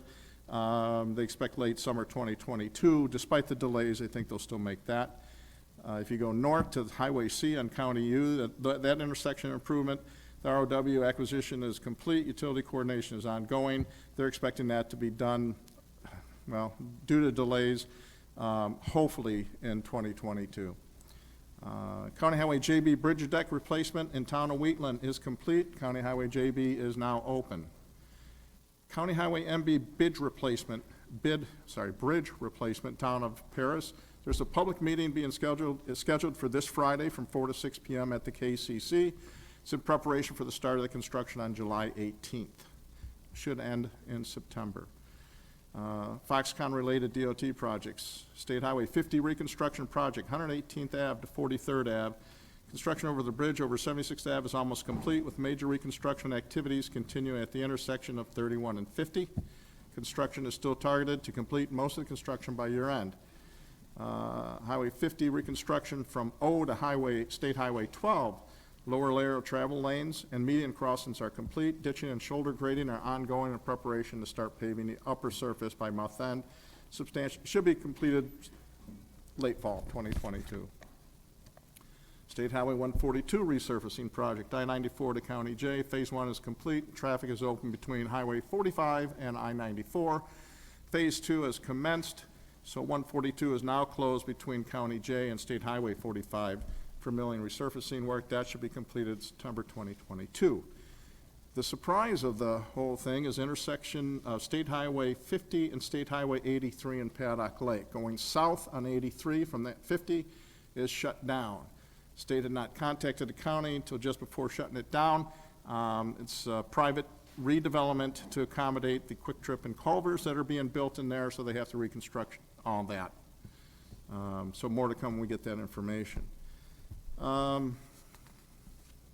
In the other facilities development, we have the heat pump replacement at KCAB, fourth phase of the project. Low bidder was Southport, $497,000. It brings the project within budget. The tentative construction start date is 9/5.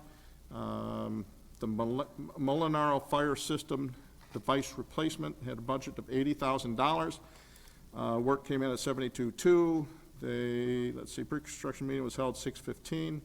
Kenosha Fire Department reviewed the Simmons plan submittals, projected to be completed 7/1, and the project is projected to remain within budget and targeted to start date is now 7/18.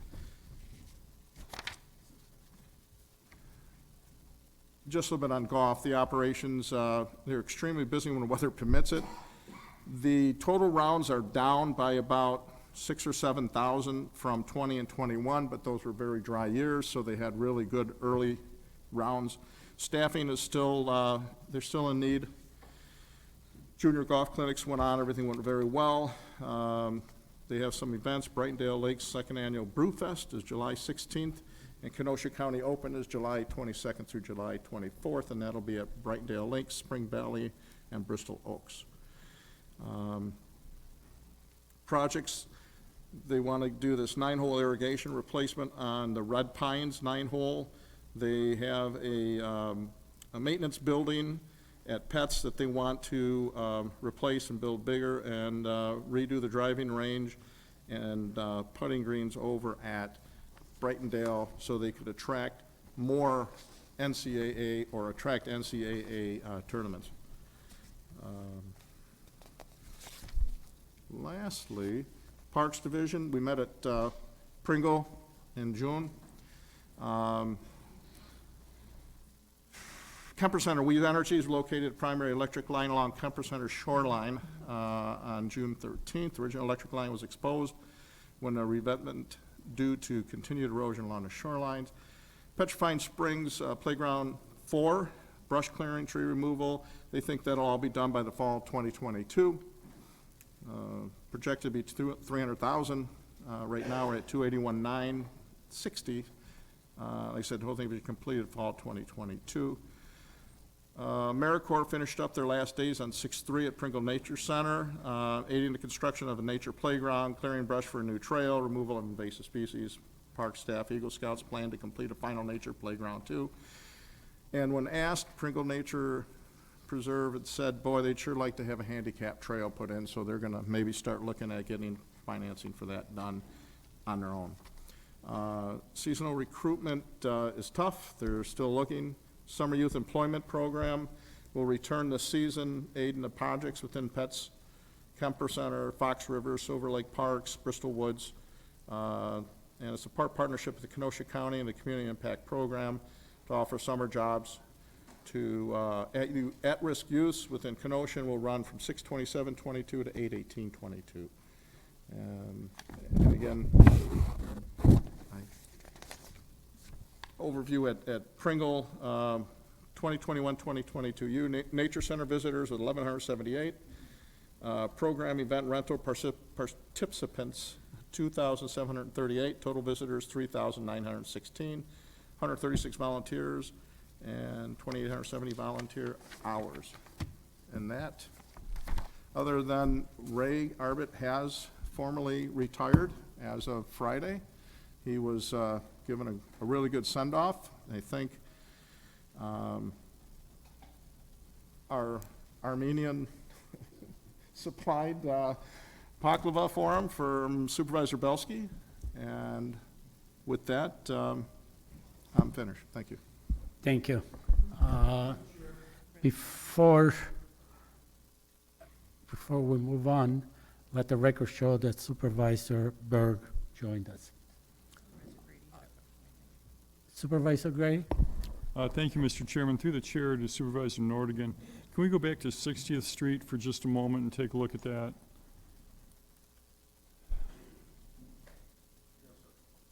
So that is from the tracks out west almost to the interstate. Is that currently shut down? Is that closed? 60th Street is currently closed. Okay. So if I understand correctly, the proposition there, what's happening, is that's going to be a 1-year rebuild. They're going to try to do everything they want to do by the end of the season. And what's the projected termination date for their project there in 60th Street? Well, they're expecting that to be back open on, in October. This October? This October, correct. Okay. Although they won't be completed with the entire project, they do expect 60th Street to open up in October, and it has to do with the railroad tracks being signalized and being completed. Okay. That's the big deal with that. Okay, all right. Thank you, that's my question. Thank you. Supervisor Rodriguez. Thank you, Mr. Chair. My comments will be much shorter. First, before I forget, I forgot at the last, or not the last meeting, the meeting before that, I forgot.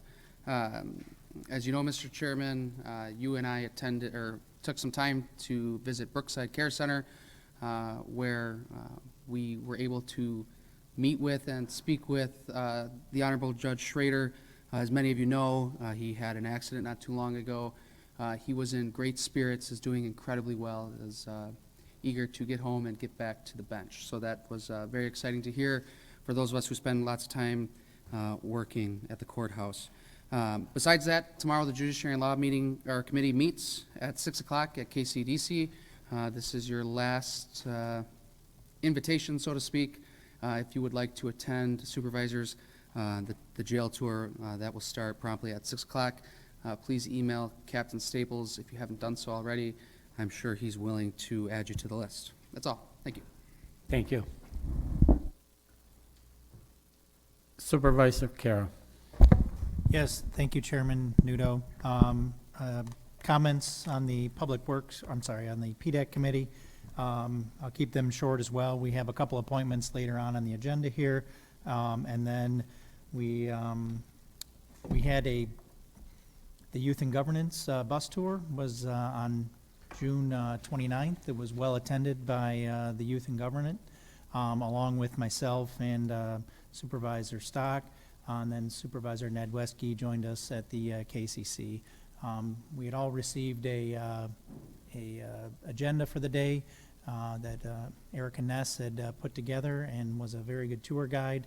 And we worked through a lot of the county facilities, starting at KCC, moving on to the Human Services Building, and then on to the administration building here, met with the executive, onto the courthouse, and onto the safety building. But it was a great time to get to know the youth in government, and I thought it was very well put together.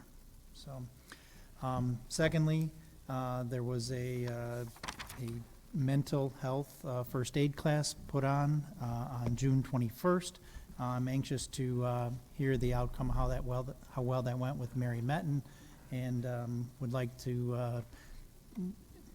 There's been some discussions about seeing if it went well, if there's maybe some additional opportunities that can be presented in the near future. So, thank you. That concludes my report. Thank you. Any other supervisors? Okay, supervisor reports are closed. No.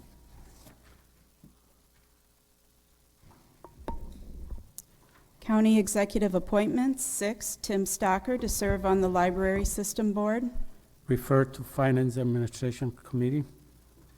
7, Sergeant Christopher Hanna to serve on the Kenosha County Local Emergency Planning Committee. Refer to Judiciary and Law Committee. 8, Sergeant Christopher Hanna to serve as Director of Emergency Management. Refer to Judiciary and Law Committee. Old Business, Policy Resolution, second reading to required. Policy Resolution 1 from Supervisor Decker in the Public Works and Facilities and Judiciary and Law Enforcement Committees, a resolution to amend the 2011 Resolution 63. Passed at the Public Works Committee, Supervisors Belsky, O'Day, and Stocker excused. Passed at Judiciary and Law Committee, Supervisors Belsky and Franco voting no. Supervisor Rodriguez. Thank you, Mr. Chairman. Move Policy Resolution 1. Moved by Supervisor Rodriguez, second by Supervisor Nordigan. Supervisor Rodriguez. Thank you, Mr. Chair. I will be deferring this to Vice Chair Decker. Okay. Vice Chair Decker, sorry. Thank you, Chairman. Thank you, Chairman. Okay, sorry. Thank you, Chairman Nudo. This policy resolution is to remove the ban of lawfully carried weapons on county property, including buildings and grounds leased or controlled by Kenosha County, excluding the Kenosha County Courthouse, Public Safety Building, Jail, Detention Center, Pretrial Building, and Molinaro Building. And it also updates, or asks the administration to update the human resources, policies, and procedures to be consistent with this resolution, and also to, it directs the county executive to, or asks the county executive to remove the signs previously posted under 2011 Ordinance 63. And that's about it. Okay. Thank you. Thank you. Supervisor Rose. Thank you, Mr. Chairman. I speak in opposition to this resolution this evening. I think it is a very divisive resolution, as evidenced by this evening's citizen comments and also evidenced by comments in the community. It is one that is unnecessary, and unfortunately, instead of bringing peace to the community and to this board, the conversation is a very divisive one about the Second Amendment. I support the Second Amendment, but I do not believe that guns are necessary in every location. I wouldn't bring a gun to a fourth grade 4-year-old's birthday party. I wouldn't bring a gun to a church, a synagogue, or a mosque. I don't think those are appropriate locations for weapons. There are a lot of county employees who seem to be very fearful of the fact that if we allow this, they will feel unsafe, they will feel in fear. I think we want to create a place here to work where people can come with a good feeling, a feeling of safety, of security, that they are contributing to their life and the life of the community as well. The fact that they are fearful of people coming with guns does not enhance their security on the job. Now, this doesn't mean that we are opposed to the Second Amendment if we oppose this resolution. This resolution makes very clear that there are some places that we have deemed it is unnecessary to have a gun. We're not going to allow a gun in the courtroom. Why is it not okay to have a gun in the courtroom, but okay to have a gun at the job center or at a meeting of the county board? I think they stand on equal footing. And again, just because you oppose this resolution doesn't mean that you are saying to the general public, well, I oppose the Second Amendment. It's very clear that the Second Amendment is not absolute. The Supreme Court has ruled time and again that there are certain reasonable regulations that can be placed on the Second Amendment. You don't have a right to have a gun in every location, and we've recognized that in this resolution here this evening by making some important exceptions to it. So I ask you, how are we really contributing to the discussion here, or the safety of the community, or the security of people who work here on a daily basis so that they feel good about coming to work, that they don't have to be watching out for themselves or those who enter the door? I understand that there's no absolute security here If somebody wants to do harm, they certainly can come to this board meeting and do so, or the job center, or one of the other locations in Kenosha County. But we do want to, I think, as a board, contribute to the idea that we are setting a standard here. I think the standard that we should be setting is to oppose this resolution. This resolution's introduction this evening really comes at a time, a very inopportune time. It couldn't be timed more poorly. I see it's been on the agenda. We didn't expect to have a shooting in Highland Park yesterday or a shooting here in Kenosha on the 4th of July. But it does demonstrate to you that guns are a problem in the community. And I don't think that we'd contribute to the security of this county by allowing guns in county buildings. So I would ask you this evening to oppose this resolution, knowing that you still can certainly support the Second Amendment, as I do, but oppose this resolution here tonight. Thank you. Thank you.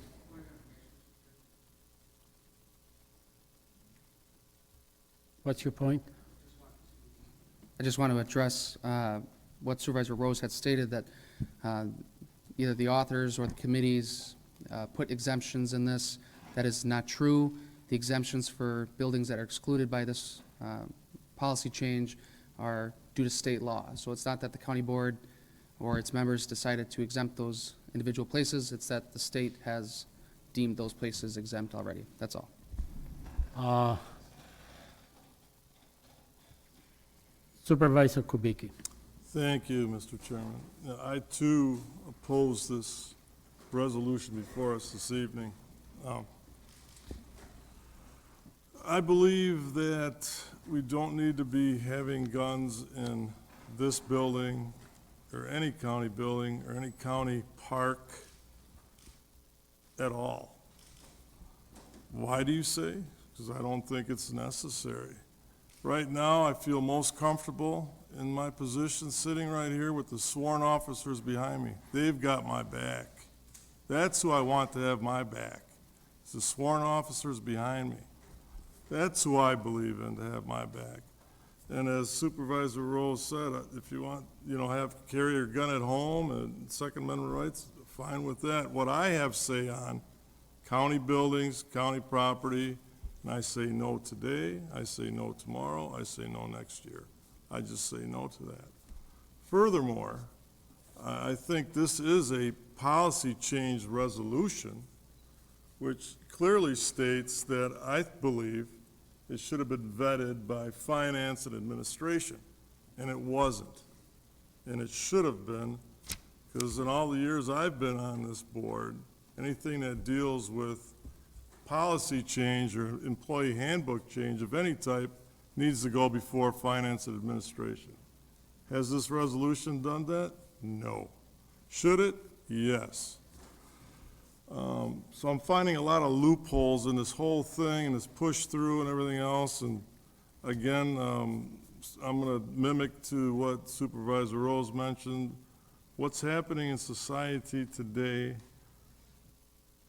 gun violence is on a rise, and I don't think having guns in this particular building or any other county building or parks is going to help that. We need to go further than that and find different ways to do that. Now, if you want to have a discussion about metal detectors and having sworn officers in all our county buildings, I'm amenable to that by far. Because those are the people that have been trained for a long time in what they do and what to look for and how to react and how to clear a room properly. And with more guns in a room, it's going to be harder for them to clear a room than it is right now. So let's help our officers, let's help our community. You heard what the people said.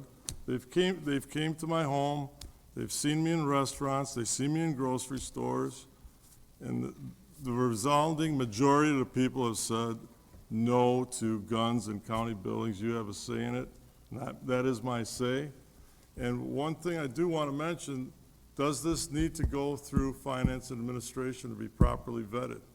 Can I get a ruling on that? Hold Well, we had discussed this with Corporation Counsel, and there was... Well, I'm asking Corporation Counsel. Okay, I thought you wanted an answer from me. No, I'd like to go to him if I could. I apologize. Could I ask Corporation Counsel to give me a ruling on that, please?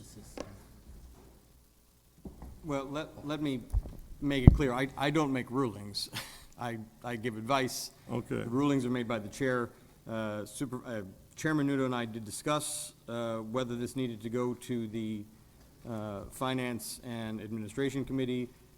He made the determination to refer it to the two committees that it was referred to based on where it had gone in 2011 when the policy was initially put in place.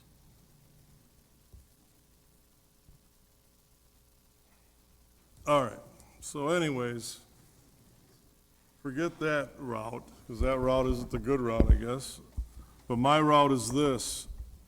I won't vote for it today, and that's all I have to say at this time. Thank you, Mr. Chairman.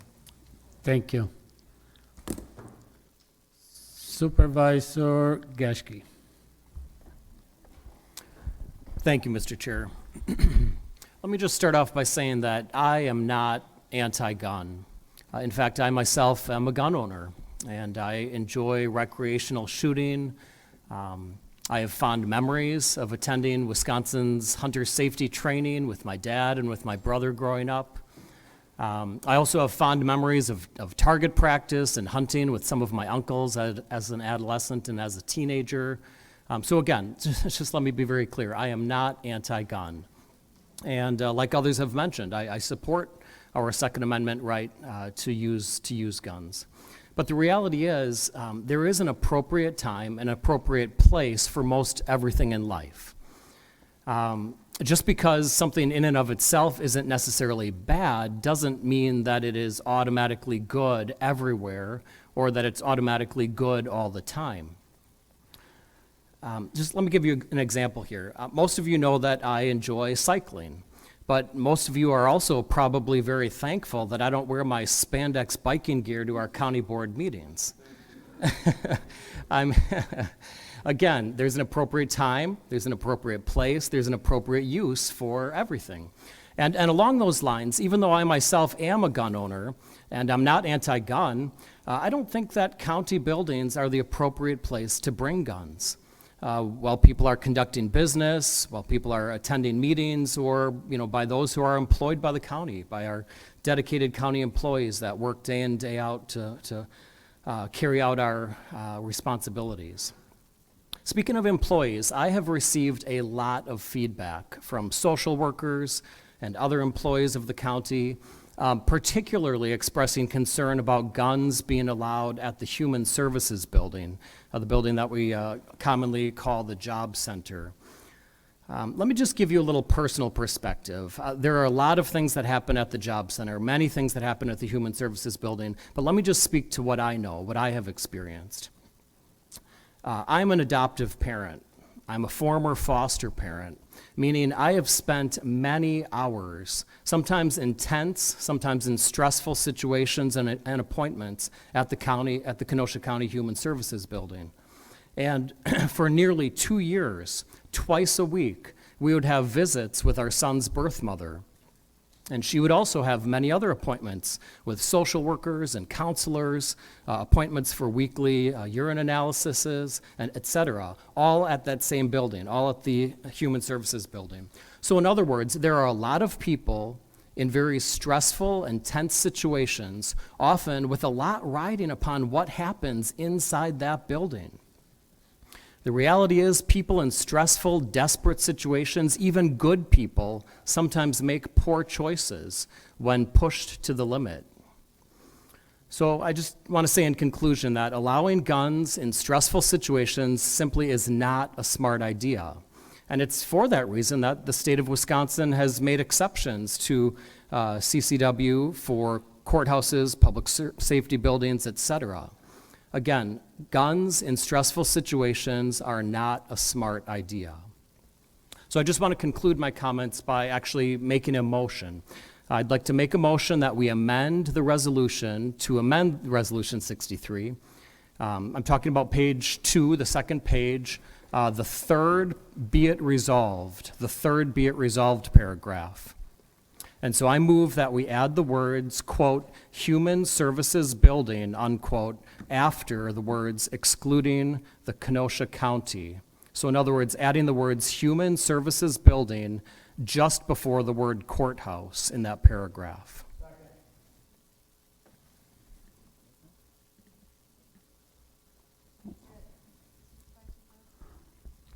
Okay, so we have a motion by Supervisor Yashki, second by Supervisor Berg, to amend with the word joint human In the services building. Third, whereas, or now, I'm sorry. The third, third- be it further resolved. Be it further resolved to add the Human Services Building just before the courthouse. Correct. So it would read, excluding the Kenosha County Human Services Building, comma, courthouse, et cetera.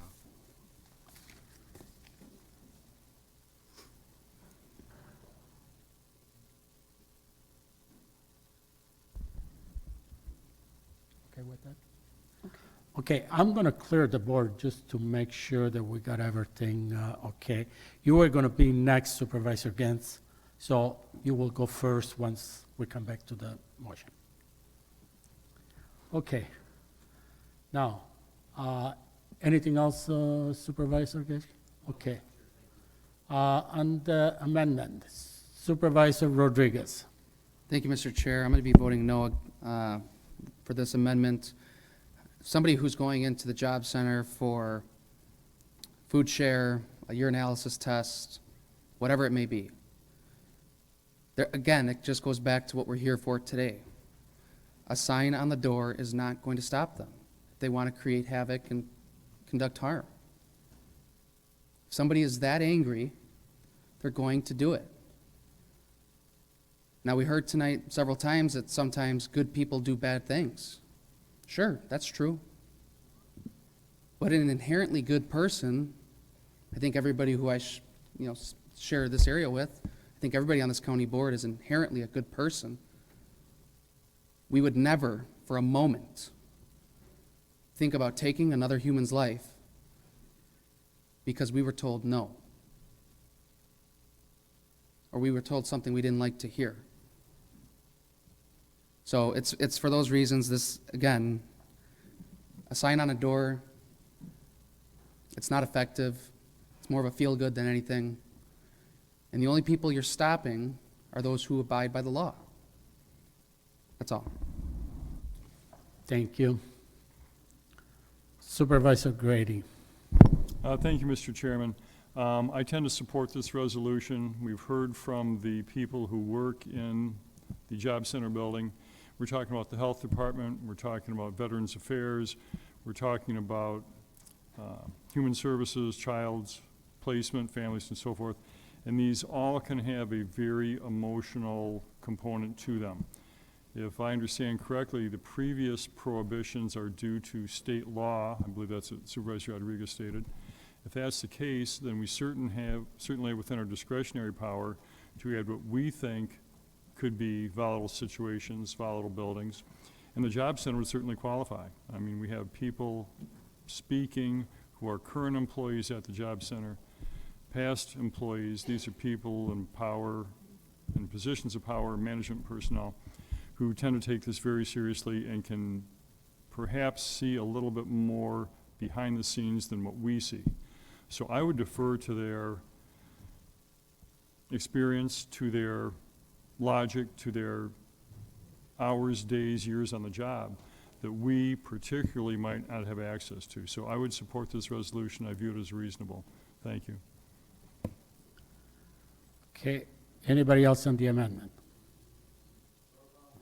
Okay, roll call requested. Vote yes if you support the amendment that to put the words Human Services Building in there. No if you're against it.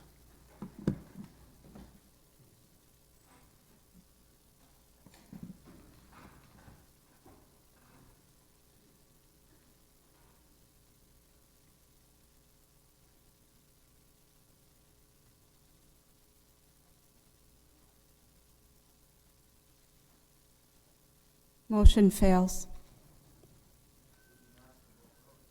Oh, excuse me. Yes, 8 yes, 13 no. Okay, on the main motion, I believe Supervisor Gantz was first. Thank you. I'm going to echo the same thing as everybody else. I'm not against guns, the Second Amendment. That being said, the resolution we're talking about right now is resolution number 1. That's the first resolution this board's going to deal with, resolution number 1. And it's about allowing guns in county buildings. Okay, and we have opioid issues, we have fentanyl issues. You know, the medical examiner gave us a report about what goes on down there. We've got suicides, other mental health situations, and we're going to bring that's going to be our first line of business. Really? That's just you know, unbelievable to me. So I'm going to start out by. I pulled some, and you guys all know how good I am with the computer. So I pulled some statistics, you know, in just 3 minutes of looking. A study of 160 active shooter incidents in the United States from the FBI. The number 3 place of these occurrences is government buildings, behind commerce and behind education. So government buildings. Just thought that might be a fact that somebody might want to think about. The next thing I'm going to talk about is a lot of people are approaching this as, well, people are going to bring guns into the county buildings and they're going to shoot, and signs are not going to stop. I agree 100%. If somebody wants to shoot people, they're going to do it no matter what. I agree. But we've also heard about our employees, a number of them not feeling safe with it. And I want to bring up what happens if there's one of our speakers said an argument. Arguments cause a lot of murders, homicides, an argument. So could 2 co-workers get in an argument? Not having planned when they went in there that day to commit mass murder, but could they have an argument? Yeah, they could. So I'm going to ask, and I've read you know, communications from our corporation counsel that we're immune and we are not liable, whether we have signs on the door or don't.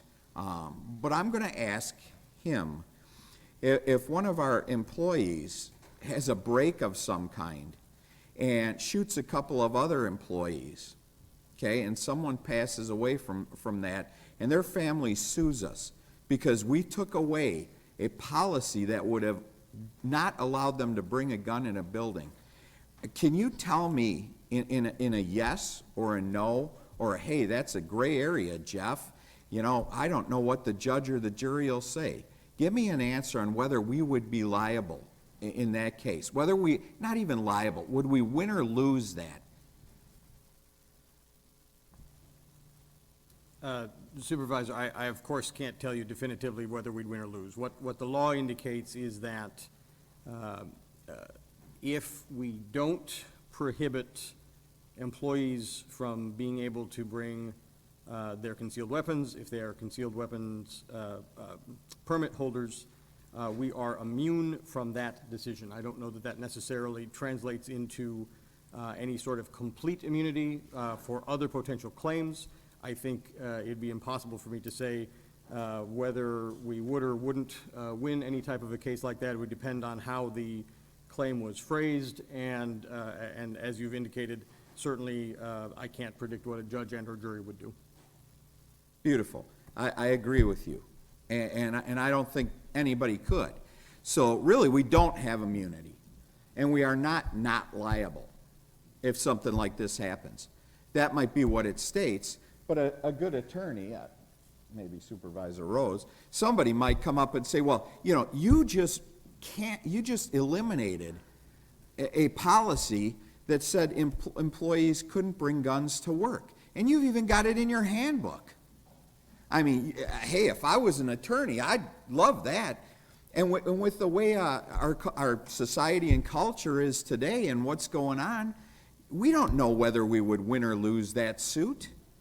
And I think that's just opening up the door to our county being financially in the way of a freight train. And I don't think that's a good idea. Just don't think that's a good idea. Last thing I'm going to go into, and Supervisor Nordigan said it was the last thing like 3 times, so I might reserve that right to continue on after I say it's the last time. But the last thing I want to talk about here is our employees. So have we done a survey and asked them what they think about guns being brought amongst them? Because it's not just people bringing them in. Our employees could have them. I'd like to know what they have to say. Beyond that, though, I am going to, at this point, make a motion to put this on the November ballot as a referendum, a countywide referendum. And if I get a second, I will speak to why. Second. Thank you. Okay. Should I take a pick, or can somebody tell me what the second was? Sorry. So Hold on, by Supervisor Gantz, second by...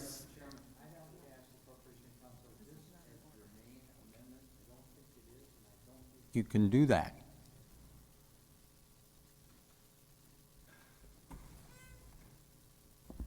I'm inclined to say that I don't know that he could make a motion to turn this into a referendum. I think there would be mechanisms potentially to try and achieve that outcome, but I don't know that a motion to make this a referendum is appropriate. Well, how would I do that to make it a referendum? What vehicles would I have in place? Or should we save that? You make your own resolution, Supervisor. Probably. All right? Yeah. Yes. I mean, Basically make your own resolution. Pardon me? Basically make a new resolution for that then. Okay, I'll do that. Okay. Anything else, Supervisor Gantz? I'll wait to hear what other people have to say. I may chime in again later. Okay. Does anybody else wish to speak that did not do it yet? I know Supervisor Geschke's got his lights on, but since you already spoke on this, we're gonna, and Supervisor Rodriguez. Thank you, Mr. Chair. I'm going to be voting in favor of this tonight. I am one of the 8 who's a concealed carry weapons holder. I got that license when I turned 21. I demonstrated to the state of Wisconsin I had the proper training. I further reiterated that commitment when I received my license from the state of Wisconsin to conduct private investigations and private security. And again, the state of Wisconsin found that I had the proper training to carry a firearm. Most places we go in our everyday lives here in the state of Wisconsin, a firearm is not prohibited. Every major grocery store in Kenosha, firearms are not prohibited. Every major retailer in Kenosha, firearms are not prohibited. Without singling out any supervisors, I will say this. To those supervisors who own a small business, a brick and mortar small business, I visited your stores. You don't prohibit firearms in your storefronts. There's no sign. Some of you are going to vote against this tonight, but you don't practice what you preach. That's what this is about. Creating an environment where folks like myself and folks like some of the speakers we heard from tonight, who have demonstrated to the state of Wisconsin that they have no background of domestic abuse, they have no background of mental health issues, they have no background of violence. You don't get to carry your firearm. You don't get to protect yourself at a moment's notice. You don't know when they happen. You don't know when these situations happen. We heard from aldermen, and we saw aldermen, 2 of which are here tonight. I'm not sure if they're still here. They came and they preached to us how dangerous this would be. What have they done about it at the city of Kenosha? Nothing. Now that question was when that question was first put out there, it wasn't by myself. I'm not sure which supervisor brought that up or which member of the public brought that up. I thought, well, surely those aldermen will sponsor a resolution to ban firearms at City Hall. Nothing. They haven't done that. Again, not practicing what they preach. We also heard tonight that this is the first policy resolution this board has taken up. Shame on us. That was from one of our own members. There's mental health issues. There's drug issues. Where's your resolution? Why wasn't your resolution for the issues you seem to think are so pressing, and those are pressing issues, why wasn't that policy resolution number one? There's a lot of smoke and mirrors and hocus pocus about this and that and the timing of this. Well, the fact of the matter is, you don't know when a shooting happens. The state of New York recently passed a law because of the Supreme Court decision we had some weeks ago that struck down their prohibition on concealed carry holders. One of the places you can't carry a firearm now in the state of New York is a parade. So for those of us who marched in parades this weekend or sat on the sidewalk as we watched the parade progress in front of us, can't do that in New York. Why don't we do that here now too? Why don't we ban that? We also heard tonight, countries with lower firearm ownership have lower shooting deaths. I'm willing to bet if there was a country that banned vehicles, there'd be no vehicle deaths. It's easy to point your fingers at a tool and say that is a death machine instead of pointing your fingers at people who choose to kill other people, people who choose to get behind the wheel of a car when they're intoxicated. That's the issue. Those are the issues. Not level-headed folks who go about their everyday lives with a firearm. We heard from speakers tonight say, we're amongst you. We are. We go and we do our grocery shopping. We go to church. We go to the parade. We do these things without ever letting you know that we have a firearm on us. Because our goal is not to intimidate you. Our goal is not to be the hero in the room. The goal that we have is to protect ourselves and potentially protect those around us. Now, I said at the committee meeting, and I'll say it again tonight, I don't plan on being a hero. And in my everyday life, say I'm at the grocery store and somebody pulls a gun on me, or the cashier in front of me, and I try to do something, I might lose that battle. Give me the chance to fight that battle. That's what we're prohibiting here tonight, or that's what we're prohibiting right now. We would undo that prohibition tonight by passing this. With that, I would encourage all of my colleagues to vote yes on this policy resolution. Thank you. Thank you. I believe it's Supervisor Berg. I think it was about 3 years, Mr. Chairman, that you were quite perturbed that certain resolutions weren't going through legislative committee. I understand that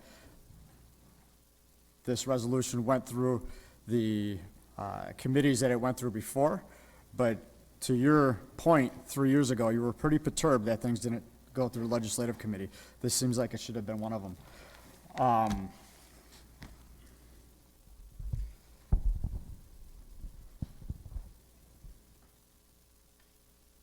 Through the chair to the vice chairwoman, does this allow for open carry in the county buildings?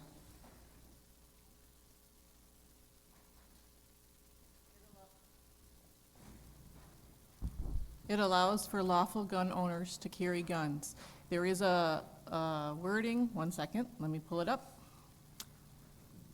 that was added in committee that states,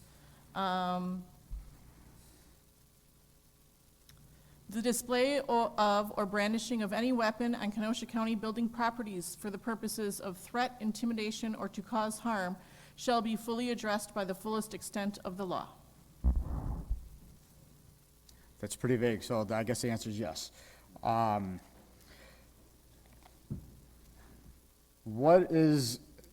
sure there's been a lot of vetting done of this. Through the chair again to the author, what is the savings of insurance that would be on this? There's no mention of insurance in this resolution, so your question is non-germane. But we have insurance right now, right? To cover this? Okay, I just don't want this to get into a debate. I mean, you know. I'm asking a second question. Well, she answered the question, I believe. She did not make a ruling. She answered the question, okay? I said it's not in the resolution.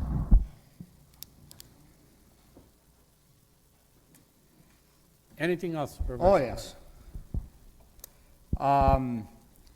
Does this resolution or amendment include the Kemper Center? Is the Kemper Center able to, are people able to carry lawfully in the Kemper Center also?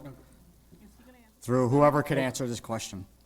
Hold on, are we gonna go line by line again on your I'm questions? going Are line we by gonna- line on my questions. Well, that's pretty much. I mean, this was vetted in committees and everything.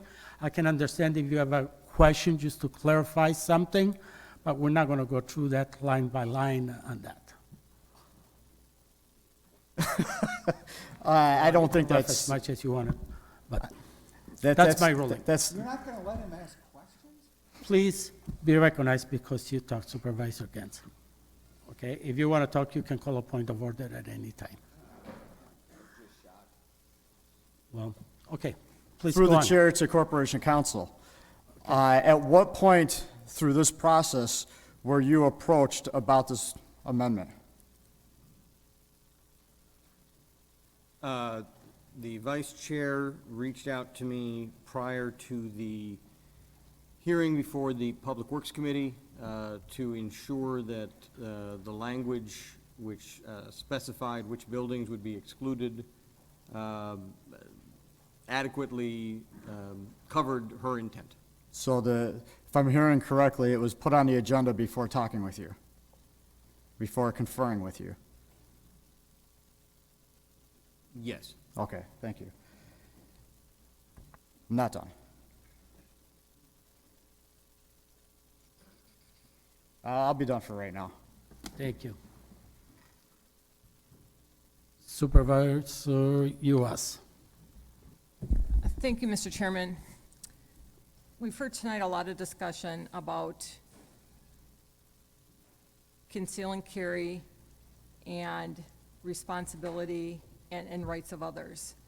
I would like to make an amendment to this resolution to where it states, be it further resolved, all Kenosha County employees who choose to exercise their right to conceal and carry shall keep their firearm on their person at all times. Firearms cannot be kept in a desk drawer, a purse, or a briefcase. Because that line indicates that that weapon, if you choose to bring a gun into a county building or park, you are in control of that weapon the whole time you have it in that building or park. It's not going to be in a desk drawer laying somewhere for someone to walk by a desk and see it open and take it. It's not going to be lying in a purse where someone may have access to it.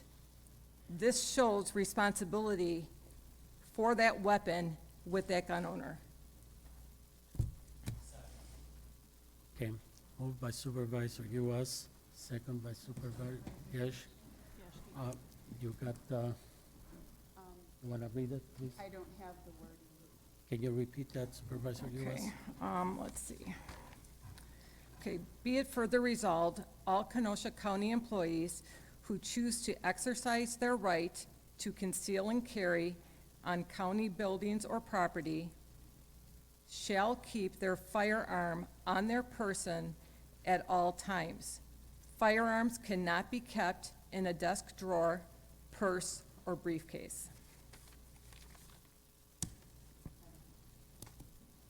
Monica, you're going to need to supply do you have the wording? Sorry, I don't do shorthand here.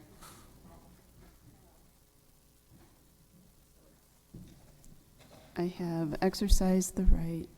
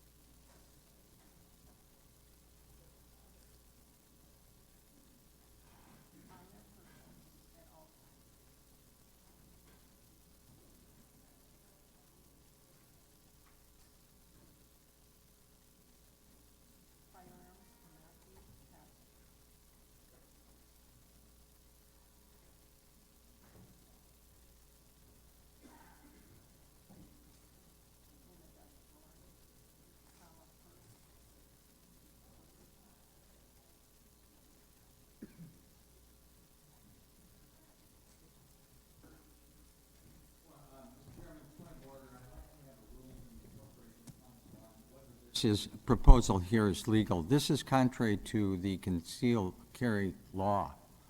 And I don't see how we can change state law. You can, if you have a permit, carry it in your purse or in your desk.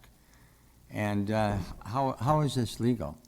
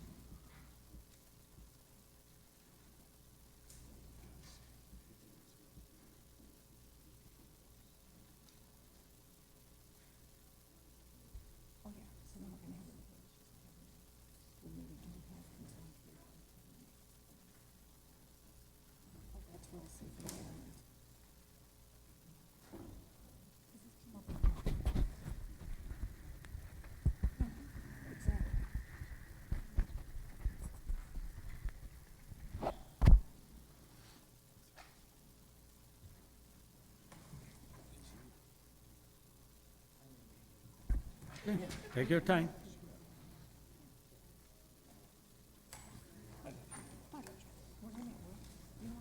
Mr. Chairman, I'm not trying to rush the Corporation Counsel in his opinion. I think it's an important one, but perhaps this is a good reason to move to adjourn or table this motion to the next meeting. I would so move.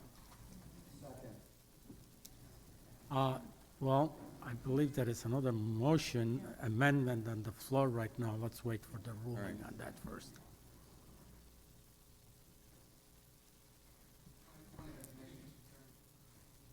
Okay, what's your point? I'll echo what Supervisor Rose said. I don't want to rush Corporation Counsel here. I guess my question would be, though, in the resolution as it's written, it says update the employee policies, which would be the handbook. Any changes to that have to come back to the board. Is that correct? Well, we're not gonna, hold on. What I'm Let's- getting at is I think Supervisor Uhas's motion, which I'm probably inclined to support, that might be able to be done when they update the handbook and that comes back to the board. And at that point, the board could say, we're not going to approve it unless that's in there.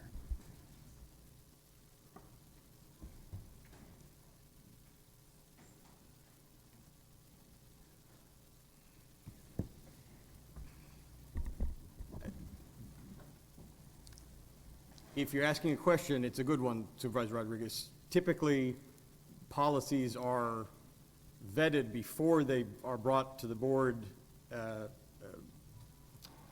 I think that may have been why Supervisor Kubicki was asking earlier, this had been to the Finance and Administration Committee so that administration would have had an opportunity to try and propose some language. I'm not saying it was necessary. I'm just saying I think that was the point of his earlier question. If what you're asking is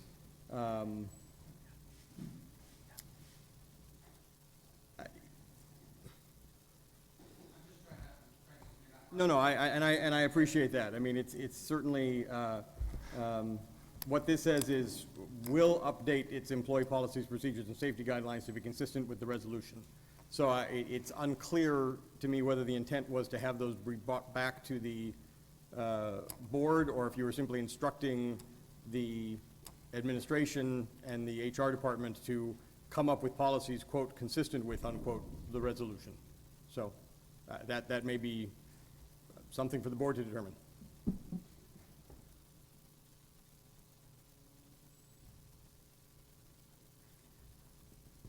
While Corporation Counsel is doing this, Monica, where were you, just in case we go forward, where did you want that, be it further resolved, added? Was it after the, is it after the second to the last paragraph? Yes. Okay.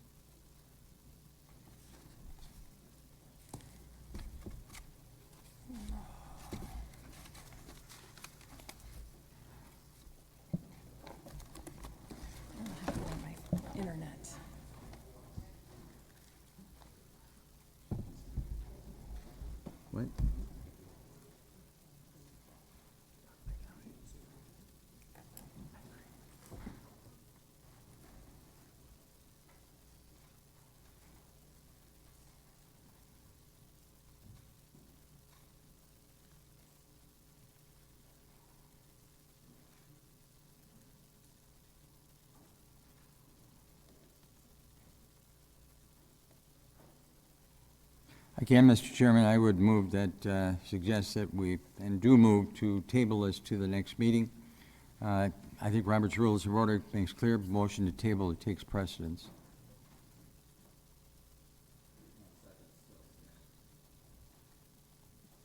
Joe? I think he's right. I think the motion to label, to table does take precedence.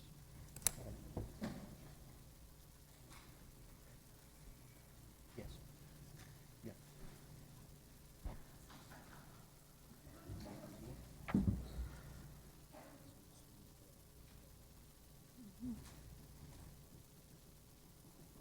I'm going to clear the board so we know where we're standing from now on. Okay, so your motion is to table until the next meeting? And there is a second by Supervisor Gens. Okay, on the motion, Supervisor. There is no debate? Okay. On the table, is there a debate on the table? We did.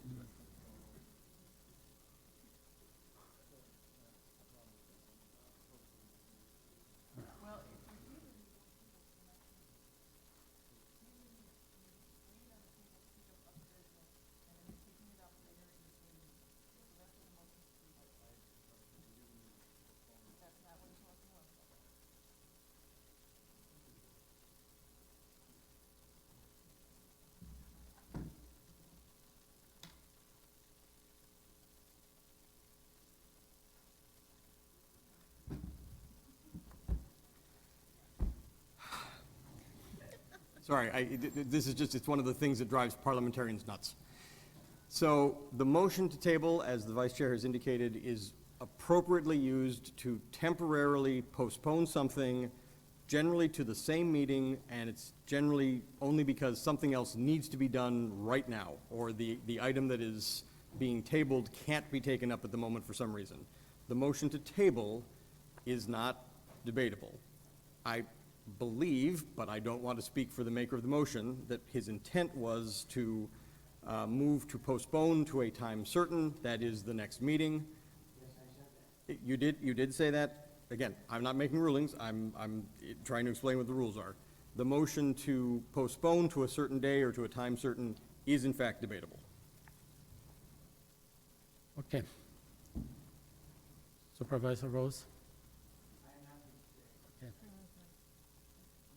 Supervisor Rodriguez? Thank you.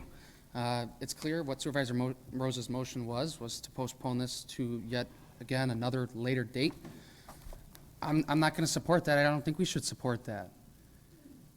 I have heard so many times on this board floor that when you have concerns, you go to committee. Through the chair to Supervisor Decker, Vice Chair Decker, when did you send this to the clerk's office? Roughly. April, end of May, beginning of May? I don't remember. Early May is what Corp Counsel So says. all of It was May so long ago, I don't and remember. all of June. It went- Nearly a week of July. It went before 2 committees. Correct, and I was at both, and I know you were at both as well. Yes, I was. What I think this is in front of us is another delay tactic to prevent the inevitable being a vote on this policy change. You can run from the problem as long as you want, but the problem still is there. The issue is still there. If Supervisor Uhas has this concern, and I think it's a legitimate concern that I'd be open for more discussion on, if we don't have a ruling from the Corporation, or not a ruling, an opinion from Corporation Counsel tonight, that's fine. We can address this at a later date. We can always address the employee handbook, always, and make changes to it as we see fit. But postponing this again and asking all the citizens to come back out again, you're running away from the problem. Vote no on postponing this. It doesn't make any sense. Thank you. Supervisor Bieszki? Thank you, Mr. Chair. The reason I would be inclined to support delaying this till a further meeting is simply what we're experiencing tonight. There's confusion. There's conflicting opinions, even from our own parliamentarian, who wants to make the best ruling with the best information available, rather than making a decision on the spot, on the board floor. And that's what I want to do. I want to make the best decision possible with the best information available. Several supervisors have mentioned that perhaps this should be referred to Finance and Administration Committee. I'll just be very transparent. When it's appropriate, I will be making that motion once we're done with this. This is a policy question, not the guns in the buildings, but the handbook, the employee handbook is a policy question. Now, I don't serve on that committee, but if I did, I would want to not write a blank check and just say, yes, we'll make language that is compliant. I would want to have specific language in front of me to be voting on. I don't want to vote on this tonight with just the vague general instructions to, at a later point, bring the handbook into compliance. No, I want to know what the guidelines, what the changes, what the employee handbook will say. Those are valid questions. Those are policy questions. Those need to be wrestled through by the Finance and Administration Committee so that we're not doing it on the fly, so that we're not writing blank checks on the board floor. We need to make informed decisions and informed votes. This needs to be referred so that we can make the best decisions with the best information available. Thank you. Supervisor Gantz. Thank you. Since I seconded it, I'll be supporting Supervisor Rose's motion to move this. I think when there's questions that this board has, when they're allowed to ask them, and they're not able to be answered, I certainly think that is a reason to defer it. Whether or not people come back or not, we've heard overwhelmingly the public doesn't support this, which is why I will be creating a resolution to put it to referendum. But that being said, I can't do that. Supervisor Yukos can't have her language put in. Supervisor Berg can't even talk. So I really think that this should be put off for a couple weeks so we could get this information in. This is not something that needs to be rushed through. Does it matter if it happens tonight or 2 weeks? I'll be supporting the motion on the floor. Thank you. Thank you. Supervisor Berg. I will be supporting this also in reference to the statement that this goes through committee. We all live lives. We all know that every year when a budget comes along, everybody that wasn't at the budget hearings start asking questions left and right on a county board floor. We have that right. So you can't take that away from us. So I will be supporting this also. Supervisor Yukos. Thank you, Mr. Chairman. The reason why I made the motion that I did, the amendment, I am a conceal and carry holder, have been for a long time. I work in government. I come into work, not where I work, but let's say my other job I have my gun in my purse. I walk into work. I sit down at my desk. I don't lock up my purse. It sits out. My gun's in my purse. It sits there. People are walking by my desk all day long. Some people may know it's in there. Some people may not. That gun is not secure. As a conceal and carry permit holder, I have that responsibility to keep that gun under my control at all times. How is it under control if it's in my purse, or it's in my desk, or it's in a briefcase? That's my point. That's why I made that amendment. Because you have to think about the employees when they're working here. Some may want to bring a gun to work, some may not. But everyone deserves a safe environment to work in. And that's why I made that amendment. So think about that tonight when you go home, or or when you wake up tomorrow morning, think about when you go to work, if you have a conceal and carry, if you're a man, it's probably strapped on you. If you're a woman, more times often than not, it's in something. It's not on your physical body. And how am I being responsible when that gun is 15 or 20 feet away from me, or I'm in a meeting down the hall, and that gun is not with me, and some disgruntled worker decides to take it and do something? That's my point. Thank you, Mr. Chairman. Thank you. Supervisor Bashaw.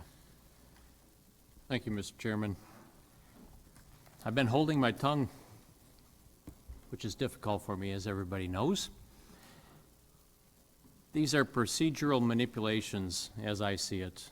This resolution did not show up yesterday. It did not show up the day before. In fact, it didn't show up 60 days before that. It has been in front of you for over 60 days already. If you haven't reviewed it, you haven't raised your questions, you haven't come to the committee meetings, you haven't participated in the discussion around it, bad on you. You failed your voters, and I personally think you failed to execute responsibly. I find it very unfortunate that we're looking to delay the people's business again, and to again turn another meeting into an interminable amount of time when we should be executing, and executing responsibly. I do have consideration for Supervisor Uhas's amendment. It's wise that your gun is kept secure.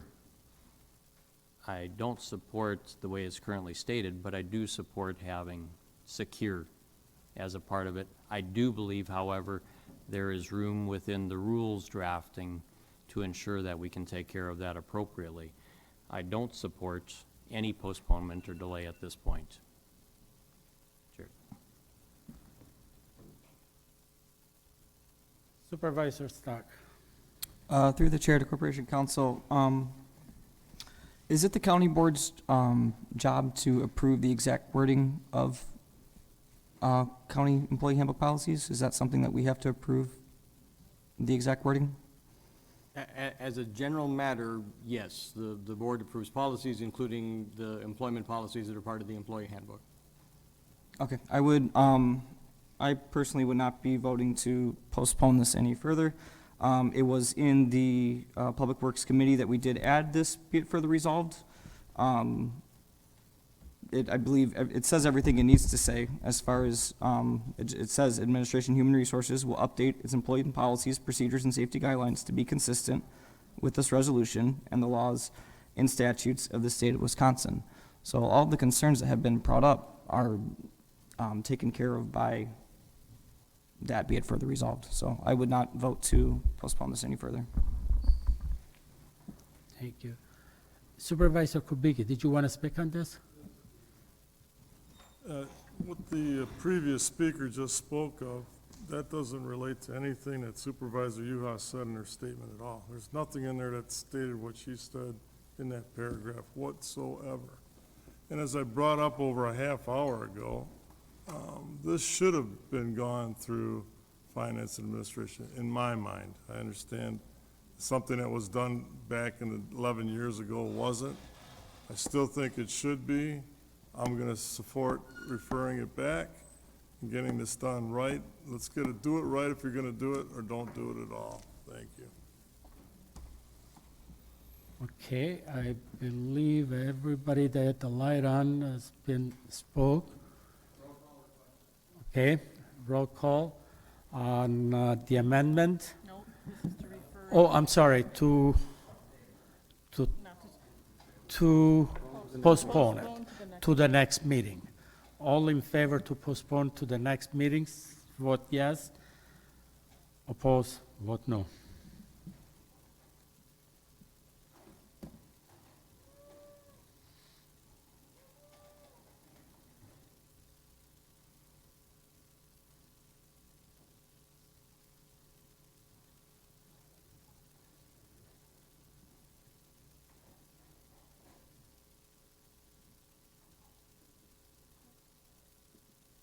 Supervisor Thomas? Oh, got it. The motion to postpone has failed. 7 yes, 14 no. Okay, so now we're back to the motion of the amendment of Supervisor Uwas. Do you have an answer for us? I'm not saying it's definitive, but I'm saying I'm not finding anything that would prevent the amendment as suggested by Supervisor Uhas. There's some sort of varying definitions as to what go armed might mean, but I don't see anything that would prevent, I'm not seeing anything that would prevent the amendment as being proposed. Okay, so on the amendment. I did clear before. I think these are all new people that put their lights on, right? Okay. I guess we'll start with Supervisor Yashki. Mr. Chair, I don't have anything to say on the amendment. I'll speak on the resolution as a whole when we're back to that. Thank you. Okay. And we have Supervisor Rose. Move all previous questions. Okay. Previous question has been moved. Second.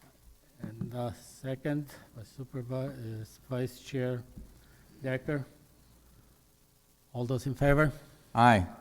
Aye. Okay. Roll call has been asked.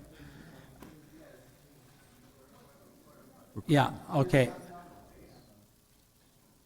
Yes. It's to call the question on.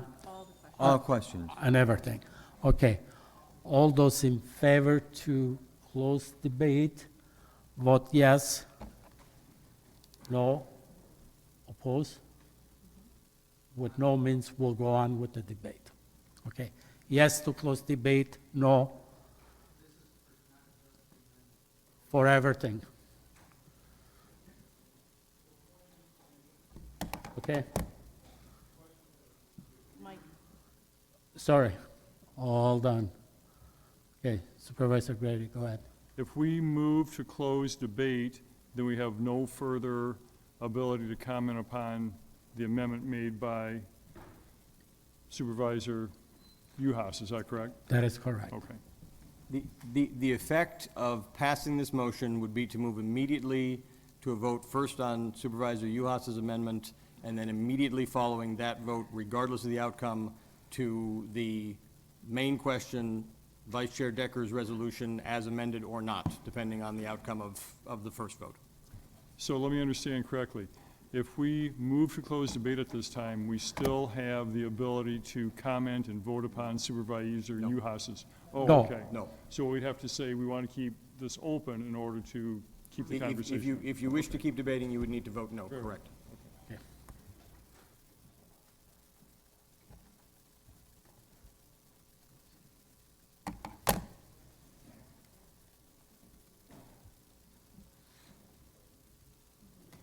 It requires 2/3.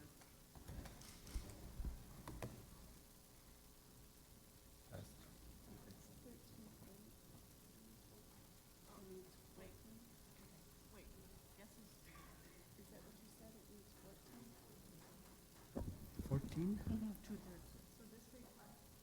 This required a 2/3 majority, which we didn't get put in quick enough there.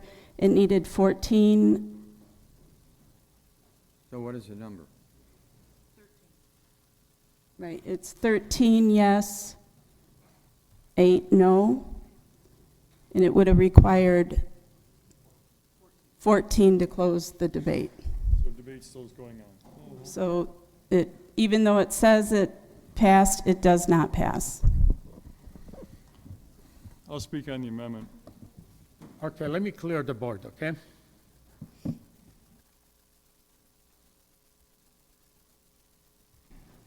Supervisor Grady. Thank you, Mr. Chairman. I believe if we're looking at the way we're operating here, we'd be speaking on the amendment, is that correct? Yes.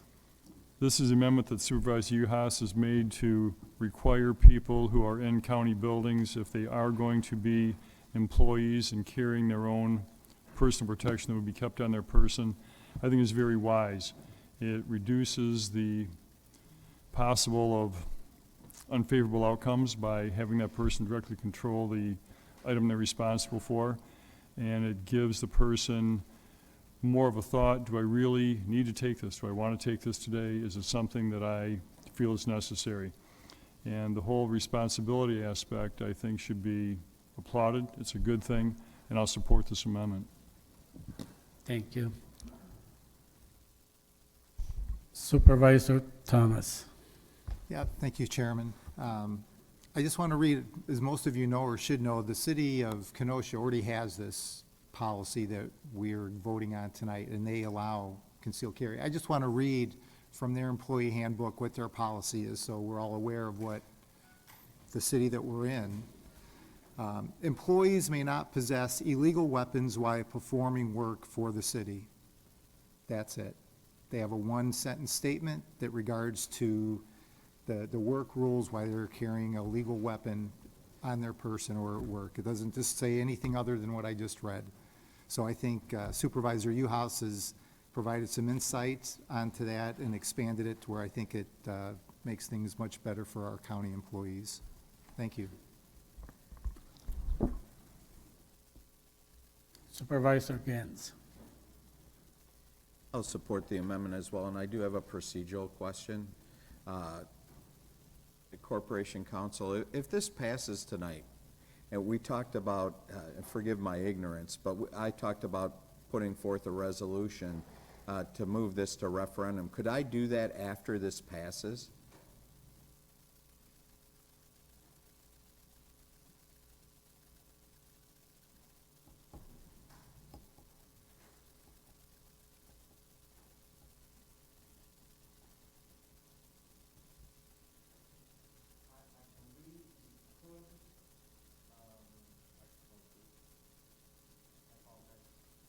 I believe that you could.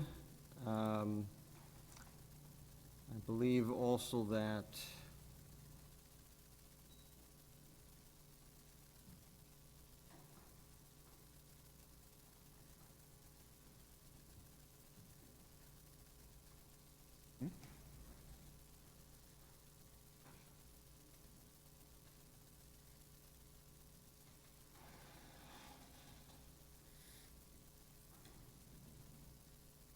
I like your first answer.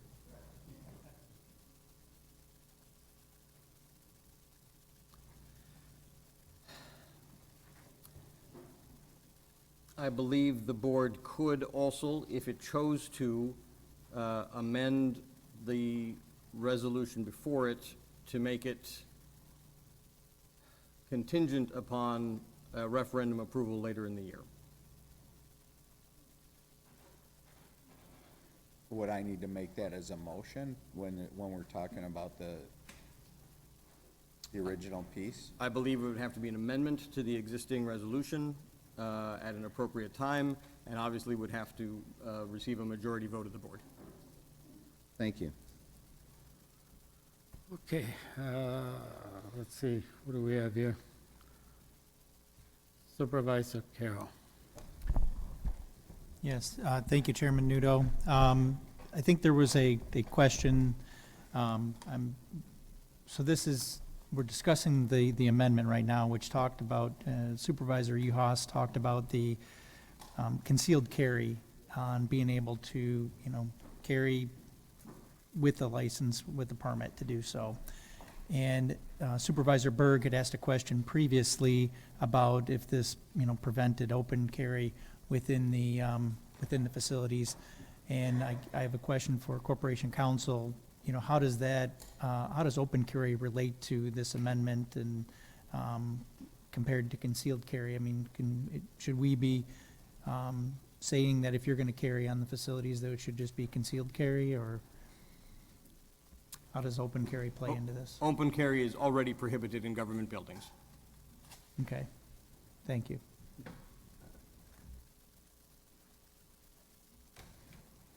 Supervisor Stalker.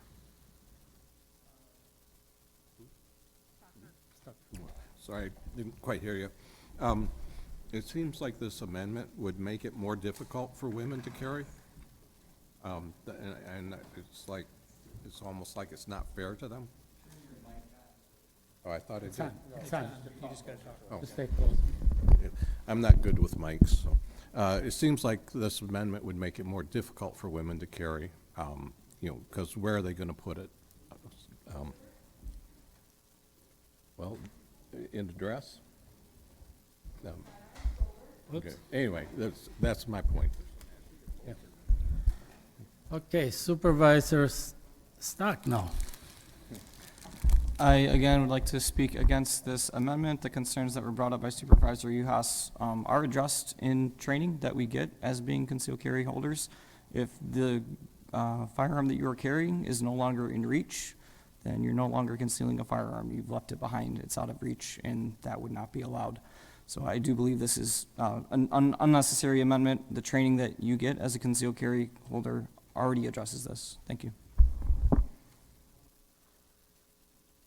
Supervisor Rodriguez. Thank you, Mr. Chair. Like I said before, while I am inclined to support the motion, I do have reservations at the same time. A place of employment several years ago I worked at, I spent a lot of time at my desk and would get up and meet customers throughout the day, or get up and talk with colleagues throughout the building, throughout the day. And just as a point of comfort, when I was sitting at my desk, I did not have my firearm on my hip. But as soon as I got up, it went back on my hip, the whole thing. The holster and everything went back on my hip.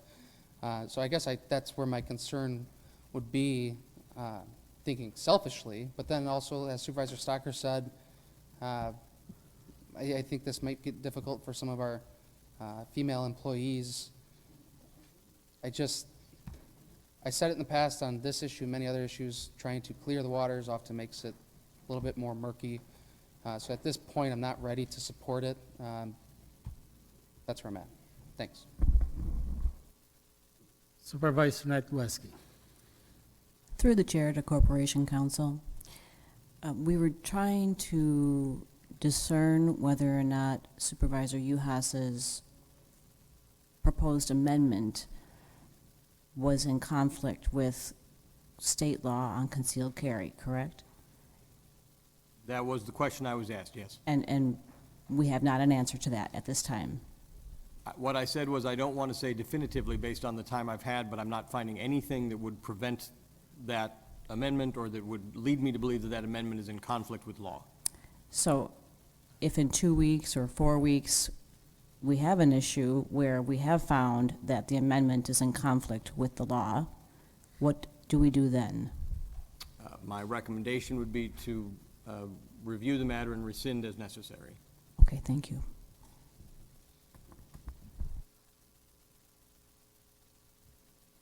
Supervisor Rose. You know, I ask this question, do you really want to have employees come to work with guns in their purses or in their pockets? Is that a good public policy? We haven't debated it in committee here. It was just made on the fly this evening. It wasn't part of Supervisor Decker's motion. If we make it part of policy, of course, that means that one can be discharged for violation of policy. This is a point, I think, that needs to be reviewed in a committee. We need to see what other communities are doing with the employees who do carry legally a gun on their person.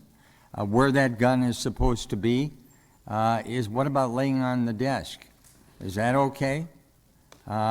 Is it okay? Do you want it holstered? I mean, these are all issues that we're not going to solve at 11:15 this evening. I think it's a bad idea to be debating these kind of policy issues that 3 weeks from now, as Supervisor Nedwiski says, what do we do then? Well, we revoke it. Not a very intelligent way of handling things, in my opinion. We don't have an opinion from the Corporation Counsel, as he says, definitively. That means no opinion. So I'd ask, we've tried to postpone this. That's not possible, so vote no. That's the solution. Okay, I believe everybody spoke on this. that wanted to speak. So, roll call. That's just on the amendment from Supervisor US. Yes, if you want to go for it. No, if you're against it.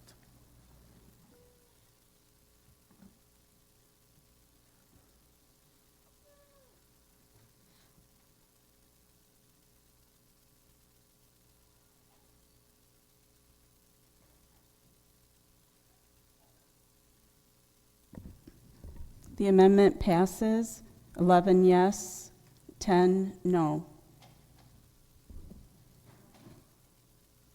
Okay, now we're back on calling the question from Supervisor Ro. Yeah, but I thought he said it's in the. Okay. All right, on the original motion. Let's see, who got number one? Vice Chair Decker. Call the question. Okay. Question has been called. All those in favor? Who do we have first? First, Roll call. motion by Supervisor Decker, Decker. second by Supervisor Rodriguez. Okay, and this requires a 2/3? Yes, and then it's a roll call. That is correct. So yes, we'll close debate. No, we keep on going.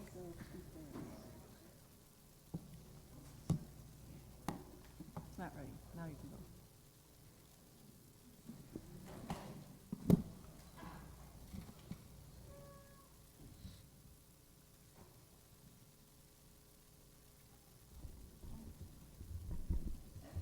Supervisor Bashaw? Passes by 2/3 votes, 17 yes, 4 no. Okay, so I guess we're going to go to a vote. Okay, roll call has been asked. Before we vote on that, I just want to make a comment. There has been a lot of discussion going on. I guess it was very well debated. And hopefully, we should, all of us are going to respect whatever the results is going to be and just go on with that. With that, we'll have a roll call.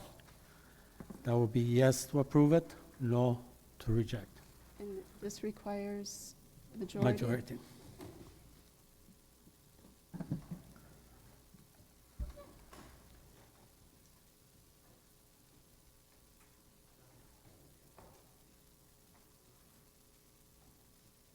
Resolution passes 14 yes, 7 no. Okay, resolution passes.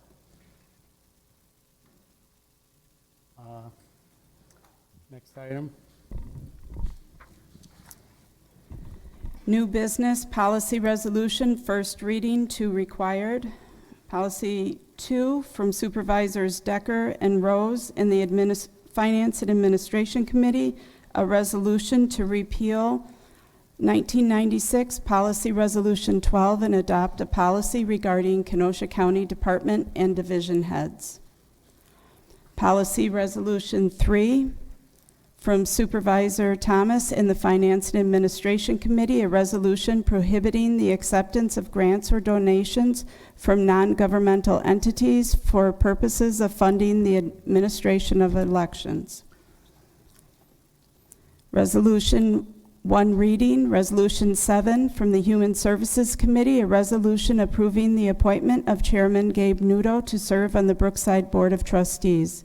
Passed at committee, Supervisor Gentz voting no, Supervisor Geertsen excused.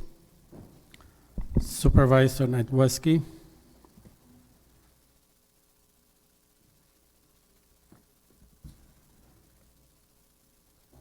Oh, I'm sorry.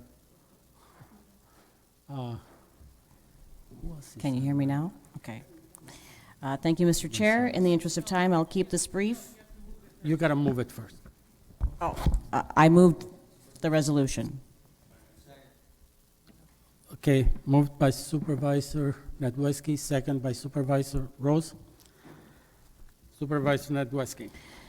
In the interest of time, I'll be brief. Gabe Nudo's lengthy service on the county board has proven his commitment to our community. Having served previously on the Brookside Board of Trustees, I'm confident that Chairman Nudo will advocate for fiscally responsible, high-quality care for all who are served by Brookside. Chairman Nudo advocated for a recently implemented positive incentive program and pay increase that is intended to help retain valued employees of Brookside. The Human Services Committee voted in favor of Chairman Nudo's appointment to the Brookside Board of Trustees, and we ask for the board's vote to support this as well. Thank you, Mr. Chairman. Thank you. Supervisor Geschke.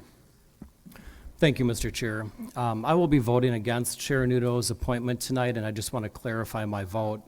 I'm in my third term now on the county board, and over my past 4 years on the board, I've never voted against any appointment. So I just want to be clear, this is not a personal decision, this is not a political decision. As a county board, we serve in an advise and consent role for appointments by the county executive. What that means is, it's not our role to only approve the appointments that we politically agree with or that we personally like. The matter of fact, I've voted for the approval of people that I've disagreed with politically or that I may not even like personally. But our role in this advise and consent role is to determine if the appointments are, first of all, professionally qualified, and secondly, if they are able to fulfill their responsibilities. I would say that Chair Nudo would be professionally qualified to serve in this role, but my question is whether he's able to fulfill his responsibilities in this appointment. Let me just speak from personal experience. For the past 2 years, I've served as the chair of PDEC, Planning Development and Extension Education Committee. And over the past 2 years, Chairman Nudo was in attendance for 18 meetings, and he was absent for 17 meetings, meaning he has a 51% attendance rate. Now, if this were a batting average, 500 wouldn't be bad, but for a supervisor assigned to a committee, it's not a great record. And that was when Chair Nudo was simply a supervisor on the board. He wasn't in a leadership role. And I can only imagine how busy Chair Nudo is at this point serving as chair.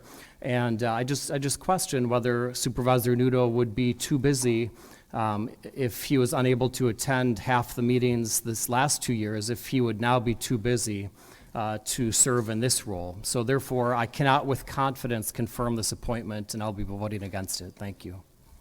Thank you for your comments. Next one will be Supervisor Berg. Well, Supervisor Gashke took a lot of words out of my mouth, but I wanted to add in terms of Public Works. So yes, I will not be voting in favor of. In terms of the Public Works for the last term, of the 25 meetings, 32% of them were missed by the current chairman of the board. So for that reason, I also will not be supporting. Thank you. Supervisor Rodriguez. Thank you, Mr. Chair. I look forward to voting in support of your appointment here tonight.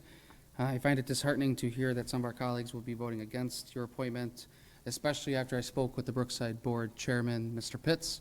He is very excited to have you back, and I'm excited to see you going back to the Brookside Board. The previous county executive had previously appointed you to the Brookside Board. The new county executive is reappointing you to the Brookside Board.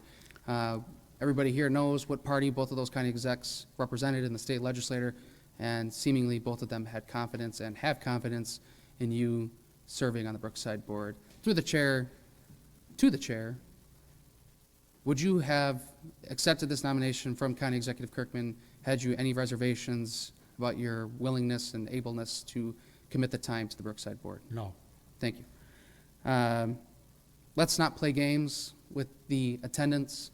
In my last election, one of these dark money organizations sent out mailers in my district saying I had poor attendance at the Public Works Committee. And Chairman Nudo and I were on that committee together.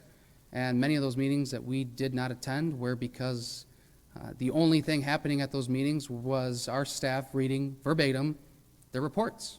And what do we see now? What do we learn about tonight? They don't do that anymore because it's a huge waste of time. So let's not play games with this. It's disappointing that several of you are voting no on Chairman Nudo's appointment. There have been appointments that some of you who have spoken already got appointed to at the behest of the outgoing county executive last year that I voted in favor of, that we're not friends. Let's not mince words. We're not friends. We represent very differently our constituents. I still voted in favor of your appointment. That's all I've got. And before the vote, I guess, let me add this. Maybe I'm a little early, but I'm confident. Congratulations, Chairman Nudo, on your reappointment to the Brookside Board. Thank you. Supervisor Verzel. Call the question via roll. Okay. Question has been called. Is there a second? Okay. Moved by Supervisor Verzel, second by Supervisor Nordigan. Roll call. All in favor say yes. Oppose say. This is to call the question. Call the question.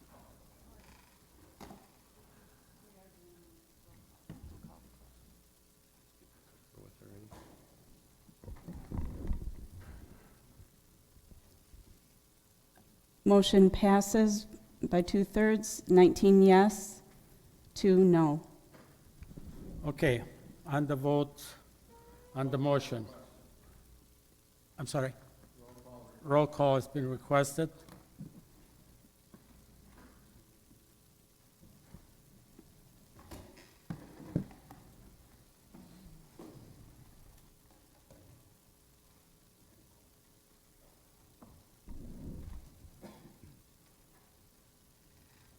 Still not? Resolution passes 18 yes, 3 no. Resolution 8, from the Planning, Development, and Extension Education Committee, a resolution request to approve the appointment of Christopher Brown to the Kenosha County Zoning Board of Adjustments. Passed at committee, Supervisor Berg and Kubicki excused. Supervisor Carroll.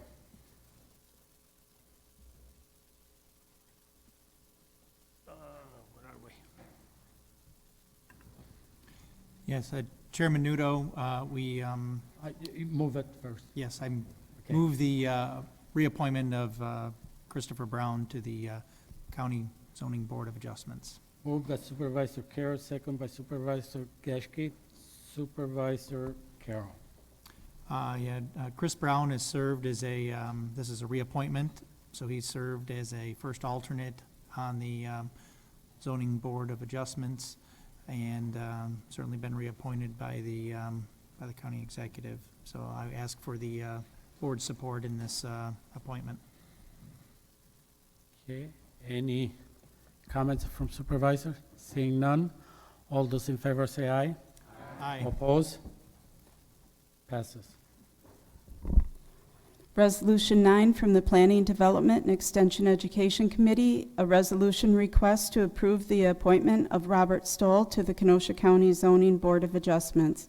Passed at committee, Supervisors Berg and Kubicki excused. I move to appoint, Supervisor Carroll. I move to appoint Robert Stoll to the Kenosha County Zoning Board of Adjustments. Okay. Moved by Supervisor Carroll, second by Supervisor Verzel. Supervisor Carroll. Yes, Chairman Nudo and board members, this is a reappointment as well. Robert Stoll has served the committee or the Zoning Board of Adjustments well, with a attendance record of 167 out of 185 meetings held, and his absences were all excused. Mr. Stoll is also the town board chairman for the town of Randall, and does a great service. So I ask for the support of the board. I ask for the support of the board in this appointment. Okay, seeing no lights, all those in favor say yes. Aye. Any opposed? Passes. Resolution 10 from Supervisors Decker and Poole in the Legislative Committee, a resolution declaring Kenosha County a Second Amendment sanctuary county. Passed at committee, Supervisors Berg and Gaschke voting no. Supervisor Thomas.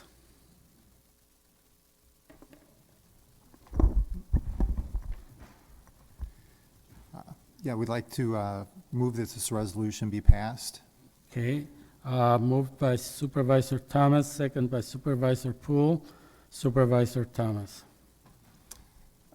There's been a lot of discussion on this already. I don't think I have much to add from the committee standpoint, other than that it passed committee. Okay, thank you. Let's see, Supervisor Balsky. Thank you, Chairman Nudo. In response to this resolution, I feel that it is disingenuous at best to identify in this resolution that grant money went to 5 Democratic cities, when in fact money was applied for and received. I think Wrong? we're on the wrong. Okay. We're on number 10 there. 10, okay. I'll wait for the next one. Okay. Let's go to Supervisor Rodriguez. Thank you. I'm going to call a question. Okay, question called by Supervisor Rodriguez. Is there a second? Second by Supervisor Stark. Okay, let's vote on that. All in favor to call the question, vote yes. Opposed, no. Roll call.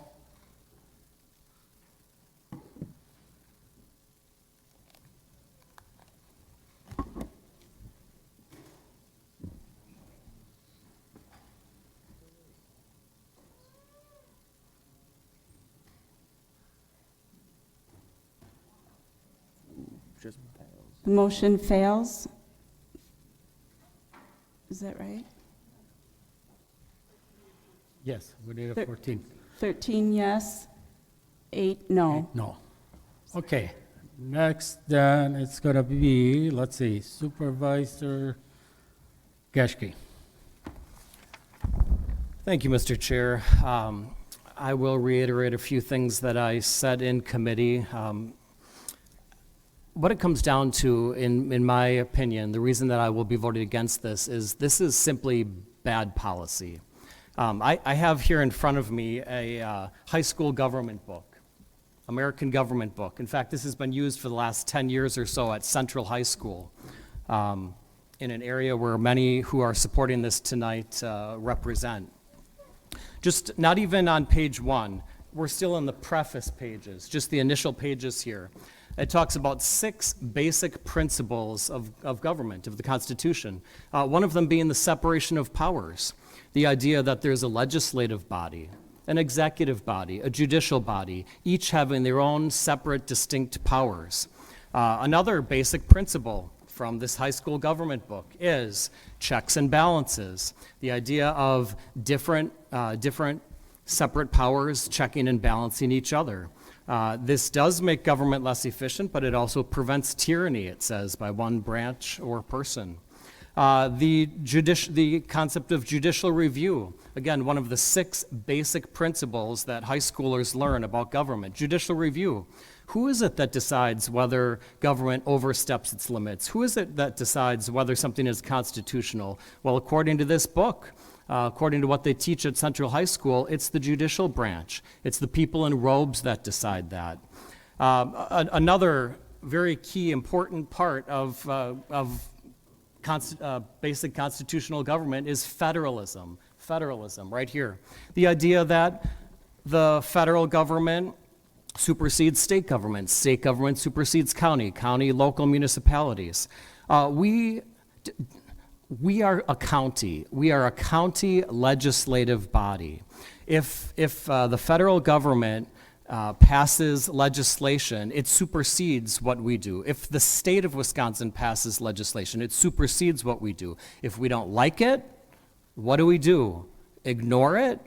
Encourage the sheriff's department to not follow through on it? No, we take it to court. the process of judicial review, and the judges decide whether it's constitutional or not. We need to learn to stay in our lane. We are a legislative body on the county level. Not only is this proposal tonight meaningless and unenforceable, it flies in the face of basic governmental principles that these high schoolers who are with us here tonight know. They know these things, but it appears that some of my colleagues on the board are unaware. I encourage you to vote against this foolishness tonight. Okay, let me see if I can find the next one. It looks like Supervisor Rose. All right, thank you, Mr. Chairman. I would vote against this. I don't like this whole concept of sanctuary city. Historically, in the Middle Ages, people sought sanctuary in the church to protect themselves from the oppression of the king. Somehow that same concept seemed to be translated now into contemporary political conversation.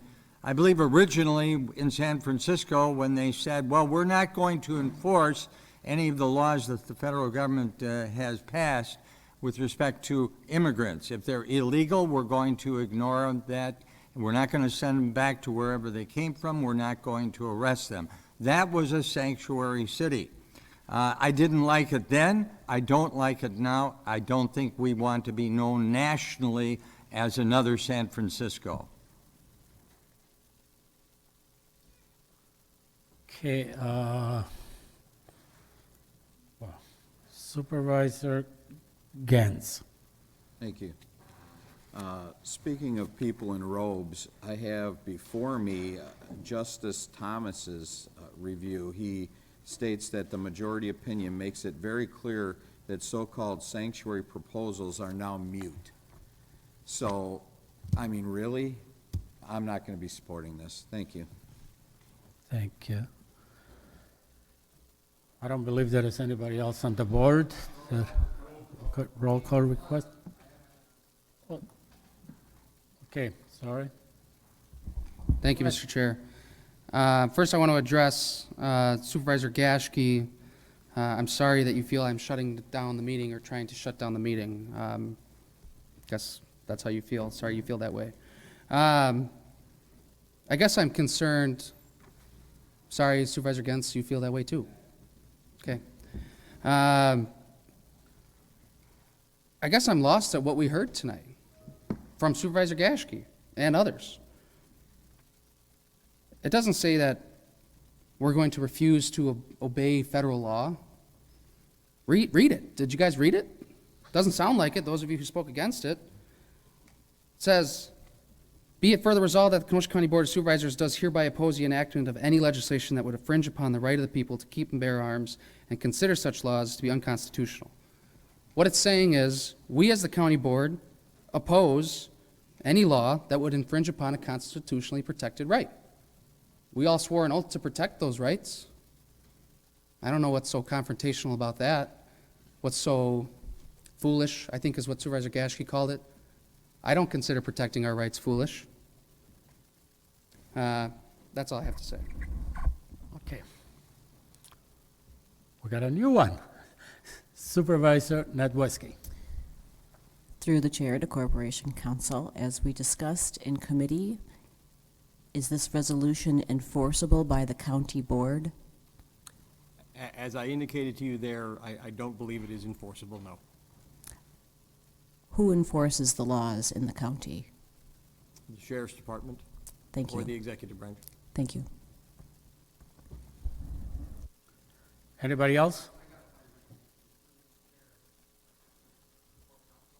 Can I answer this? What needs to be enforced here? We're not directing any policy here. We're not saying Sheriff's Department don't enforce the law. That's where I'm lost. That's what I keep hearing tonight, is it's unenforceable. So through the chair to Corp Counsel, what, in your opinion, about this is unenforceable? It's a point of information. Point of information is That's used what it is. to clarify What's the information. order?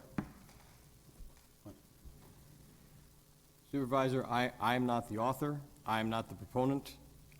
There was language in the original draft that was amended out in committee. Okay, so that's all I need to hear. There's no language in here that needs to be enforced. So I'll draw that those supervisors didn't read what's in front of us tonight. That's all. Thanks. Okay. Anybody else? Now we can take a vote, and I believe. Sure. Sorry. It's all right. Well, okay. Supervisor Besha. Couple things. Supervisor Rose, I agree with the sanctuary verbiage. I'm not a fan of the sanctuary verbiage. However, I find it absolutely priceless that a party that has run around for the past 5 years declaring every city a sanctuary that they possibly could when it came to ICE agents, to illegal immigration, to drugs, to other illegal acts with regard to violence and other things that have happened, would suddenly be opposed to the word sanctuary. It puzzles me. So I'll leave that there. And then I would like to, and join my words together with Supervisor Rodriguez, there's nothing compelled here. We hereby oppose the enactment of any legislation that would infringe. That is the operative component of this resolution.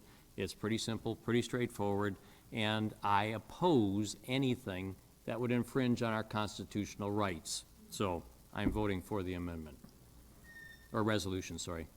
Thank you. Okay. Anybody else wish to speak? Okay. All right, so as we go at and vote now. Roll call has been called. Yes if you're in favor, no if you're against it.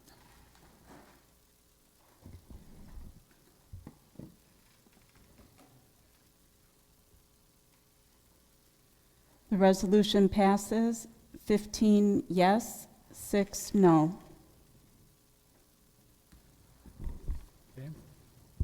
Communications, 10, communication from the Public Works and Facilities, a resolution for a lease agreement between Kenosha County and Square Deal Trees, LLC, for a sale of Christmas trees on a vacant lot owned by Kenosha County.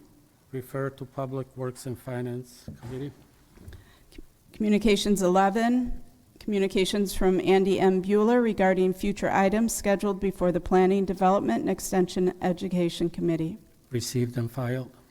12, communication from the Finance and Administration Committee, a resolution authorizing and providing for the issuance of not to exceed $14,645,000 general obligation promissory notes, providing for the notification and sale of said notes and other related details. Refer to Finance and Administration Committee. 13, communication from the Finance and Administration Committee, a resolution authorizing and providing for the issuance of not to exceed $6,490,000 general obligation highway improvement bonds, providing for the notification and sale of said bonds and other related detail. Refer to Finance and Administration Committee. 14, communication from the Finance and Administration Committee, advisory levy resolution. Refer to Finance and Administration Committee. 15, communication from Captain Horace Staples, Detentions Commander, a resolution for NAFAR Care Incorporated Second Amendment Health Service Agreement. Refer to Judiciary and Law and Finance Committee. 16, communication from Lieutenant Steve Baranis, Bomb Squad Commander, a request for a budget modification for Homeland Security Alert Bomb and Communications Grant. Refer to Judiciary and Law and Finance Committee. Claims, 5, Kenneth Galton, vehicle damage. Refer to Corporation Council. 6, Justin Blake, personal injury. Refer to Corporation Council. 7, Joseph McBee, vehicle damage. Refer to Corporation Council. The approval of the June 7th, 2022 and June 21st, 2022 minutes by Supervisor Belsky. Supervisor Belsky. Moved by Supervisor Belsky, second by Supervisor Rodriguez. All those in favor? Oppose? Adjourn. Move to adjourn by Supervisor Berg, second by Supervisor Rodriguez. All in favor, say aye. Oppose? We're adjourned.